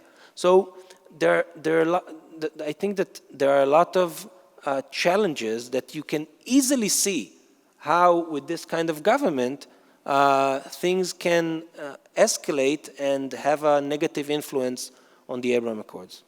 Can I get in here? Look, on this, I would draw one distinction. I agree with what Barak just said on the Negev Forum about the risks. I would try to draw the distinction between the bilateral momentum and the multilateral momentum. I think the bilateral momentum between the Emirates and Israel, like I said, I think it's been like a rocket ship, and it's good for both sides. And I tend to believe as long as it's good for both sides, it will continue. But once you get into multilateral configurations, like the Negev Forum, then Jordan can say this, Egypt can say this. There's all sorts of other factors, variables to think about. So it seems to me I have a higher confidence the bilateral side will go very well, and the multilateral side might be based on the answer to the question I asked at the beginning. Is Bibi going to navigate this? Is he going to marginalize these junior partners or not? And if he doesn't, I don't see the same momentum, certainly on the multilateral side. I would just make 2 points given to your question about security versus economic. Israelis tend often to think that the Abraham Accords is somehow about an anti-Iranian alliance. And I think there's a learning curve here, because when you talk to the officials, they are much more nuanced, diplomatic, and they understand that the Emirates or no other country wants to be the tip of Israel's spear against Iran. They are worried about instability, and Iran exports instability everywhere it goes. Just ask Lebanon and Syria and everywhere. So on one hand, there is this understanding that Iran is a problem, but that doesn't mean that it's a Middle Eastern NATO suddenly. And I think there's a learning curve inside Israel to realize that it's complex when you talk about security challenges, and you can't go to very simple solutions like Middle Eastern NATO. I think more interesting is what's going on in CENTCOM, the U.S. Central Military Command, Arabs and Israelis sharing the same screens, looking at threats from drones, doing air exercises, naval exercises. It is almost a messianic age in what's going on. The media doesn't focus as much on it because it's going on behind closed doors. So, but Israel has to be careful that when I think the region says let's do regional cooperation, they want to accentuate the economic. And I think that makes sense. So you have the security cooperation, but the economic dimension is crucial. And I am concerned about some of that momentum slowing until there's more clarity. But the bilateral piece of this, I think, has its own, I hope, its own power, because it's been so incredibly successful, and it's just beginning. And I think it could go, beyond leaps and bounds. So I'm cautiously very hopeful on the bilateral side. Just if I can one more sentence on a positive note. If there's one good thing for the Abraham Accords and for the UAE-Israel relationship that came out of these elections is that we will have more political stability in Israel. The number one issue that that slowed down the progress in Israeli-Emirati relations is political instability in Israel. We changed 3 prime ministers since the Abraham Accords were signed. Israeli bureaucracy is terrible, and Israel bureaucracy plus ongoing elections is a nightmare. And you can, the Israeli and Emirati ambassadors are not here, but ask them, they'll tell you, how this makes their lives miserable, the political instability in Israel and dealing with bureaucracy. So I think that this is a big opportunity now when we have political stability to really start doing a lot of the things that were done, but were done very, very, very slowly. By the way, just one more thing on the bureaucracy piece, because I hope Netanyahu finds someone in his office, frankly, who is going to be somewhat of a coordinator on the Abraham Accords, because these regional projects, it's a massive effort for all these ministries to work together. There needs someone who wakes up every day, every hour, and says, what is the state of play on this project? What is the state of play of this people to people? I think there's a lot of moving pieces here, and it's very important that there's a central address. This is one of Israel's main foreign policy, not just achievements, the biggest in a generation, but it's a focal point, and I don't want it to get slowed down because of this ministry and that ministry. There needs to be someone who is what we call in America the czar, even though it's a Russian term. So I think something to be thought about. Thank you. Maybe a minister, let's hope. Now we would like to see if there are questions in the room. هل في أسئلة في القاعة؟ في سؤال ورا؟ تفضل. ممكن تعرف بنفسك لو سمحت. My name is Malik Aouni, researcher at ECSSR. First, I want to thank the Center to organize this interesting symposium and all the speakers for their interesting arguments. Let me speak in Arabic, please. My سؤالي للمستر عوفر. I agree with you completely that Iran will be the misgiving and the main concern for Netanyahu. My question, if Netanyahu in the previous government developed a strategy to encounter Iran through clandestine operations. Is this a strategy valid to apply for the next stage, which is even worse than before in 2015 or May 2019? And even worse at the nuclear program level and the power and the leverage of Iran. And plus, what are the realistic expectations for Netanyahu for the next stage to cooperate or deal with scenarios that can be the worst concerning Iran, of course? Thank you very much. I'd like to stress that I will be expressing, I said that before, but in this, on this topic, and since I've wrote about this and interviewed about this quite extensively in my own country, I'd like to stress that this is my own personal opinion, okay? And this is it. First of all, the clandestine policy was not developed by Netanyahu. This has been Israel's policy for 20 years now. Some things even became public, and this was very extensive during Sharon's time, and especially during Olmert's time. Netanyahu was the first who started speaking loudly about the possibility of an aerial attack in Iran, of overt action and not covert action. Now, here's how I see things. If Iran decides to become nuclear, it will become nuclear. History has taught us that a country, look at North Korea, a country much more isolated and poorer than Iran, and once it decided to become nuclear, it did become nuclear. As far as I know, and of course we're saying this very cautiously, that decision has yet to be in Tehran. And what the Iranians are doing is they're keeping their options open. They're moving on all fronts. They are like the old fable about Achilles and the tortoise. You remember that? That Achilles will never take over the tortoise because he keeps moving and the tortoise keeps moving and so on. I think Israel's policy, And this began with Netanyahu. And began Netanyahu not with the covert operations, but with the overt pressure. The Iranians look at Israel and they say, the Israelis brought about Donald Trump's pulling out of the JCPOA in 2018, which brought about the sanctions and the policy of maximum pressure, which failed miserably. Okay? The Israelis, this government, what was called the government of change, actually for the first time you started to hear about the campaign in Iran that is not only linked to the nuclear efforts of Iran, and is not only aimed at moving, stopping the separation of uranium, stopping the word escaped me, those things that rotate. The centrifuges, exactly.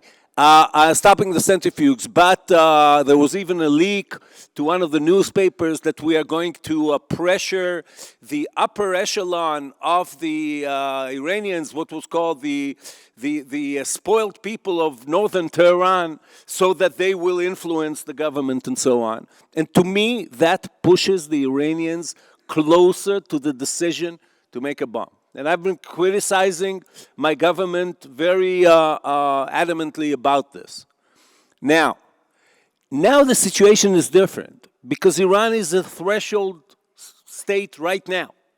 Okay, we may argue about how long will it take them to enrich uranium, to what level, and to create actually a nuclear fissile bomb and the means to carry it and so on. But it is a threshold state. And now the question is, what do you do now? And I'm not sure that Netanyahu has a very clear policy on this. Okay, I'm sure of this. If we are, and I kept saying in my mind what the Israeli policy should be, and this of course goes hand in hand with all of our allies in that sense, both in the Middle East and in Washington, is to create enough space for the Iranians not to reach that decision, not to push them there, to try to create, and I'm not being naive or Pollyannish about who the Iranians are and what their intentions are and what their intentions are vis-a-vis Israel. But I'm saying that we should subject everything else, because a nuclear Iran is such a danger not only to Israel, but to the whole Middle East. And because it will create, it may create a race towards nuclear arms elsewhere, not only in Iran, and so on. We should subject everything to that.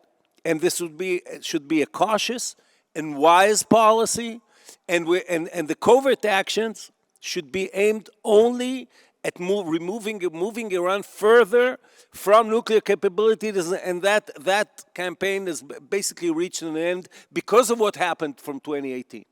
Okay, so I don't know what he's going to do about this, but we are in a different stage than we were in 2007 or in 2012 when Netanyahu was talking about bombing Iran, and personally, I don't think ever meant it seriously. Thank you very much. If there are no immediate questions, I would like first to thank the panelists for their insights, their views, which I personally found very interesting and insightful. But also give the final word to Dr. Sultan Naimi to give us a concluding remarks and maybe tell us what he got out of it. Thank you very much.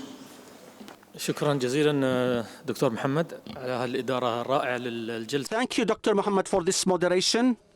I believe this symposium clearly shows the need for more research, academic cooperation to understand more the Israeli inside and Israeli affairs, whether in the regional or international. For this reason, we feel that we are still in a state of uncertitude in forming of the government, the concessions needed, and the impact of this on the Israeli policies inside and outside.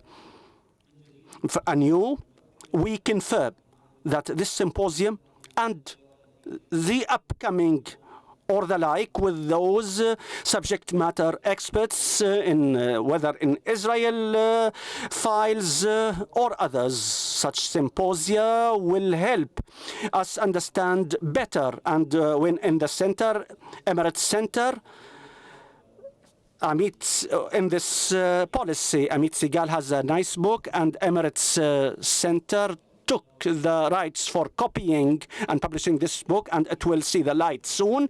It is important, interesting, compelling book, talks about the prime ministers in Israel, and I invite you to read this book because it is compelling, and it is an invitation for all the experts to share with us their thought, and that ECSSR to be a beacon to understand and show or highlight knowledge and understanding. Let me invite and thank the speakers for today.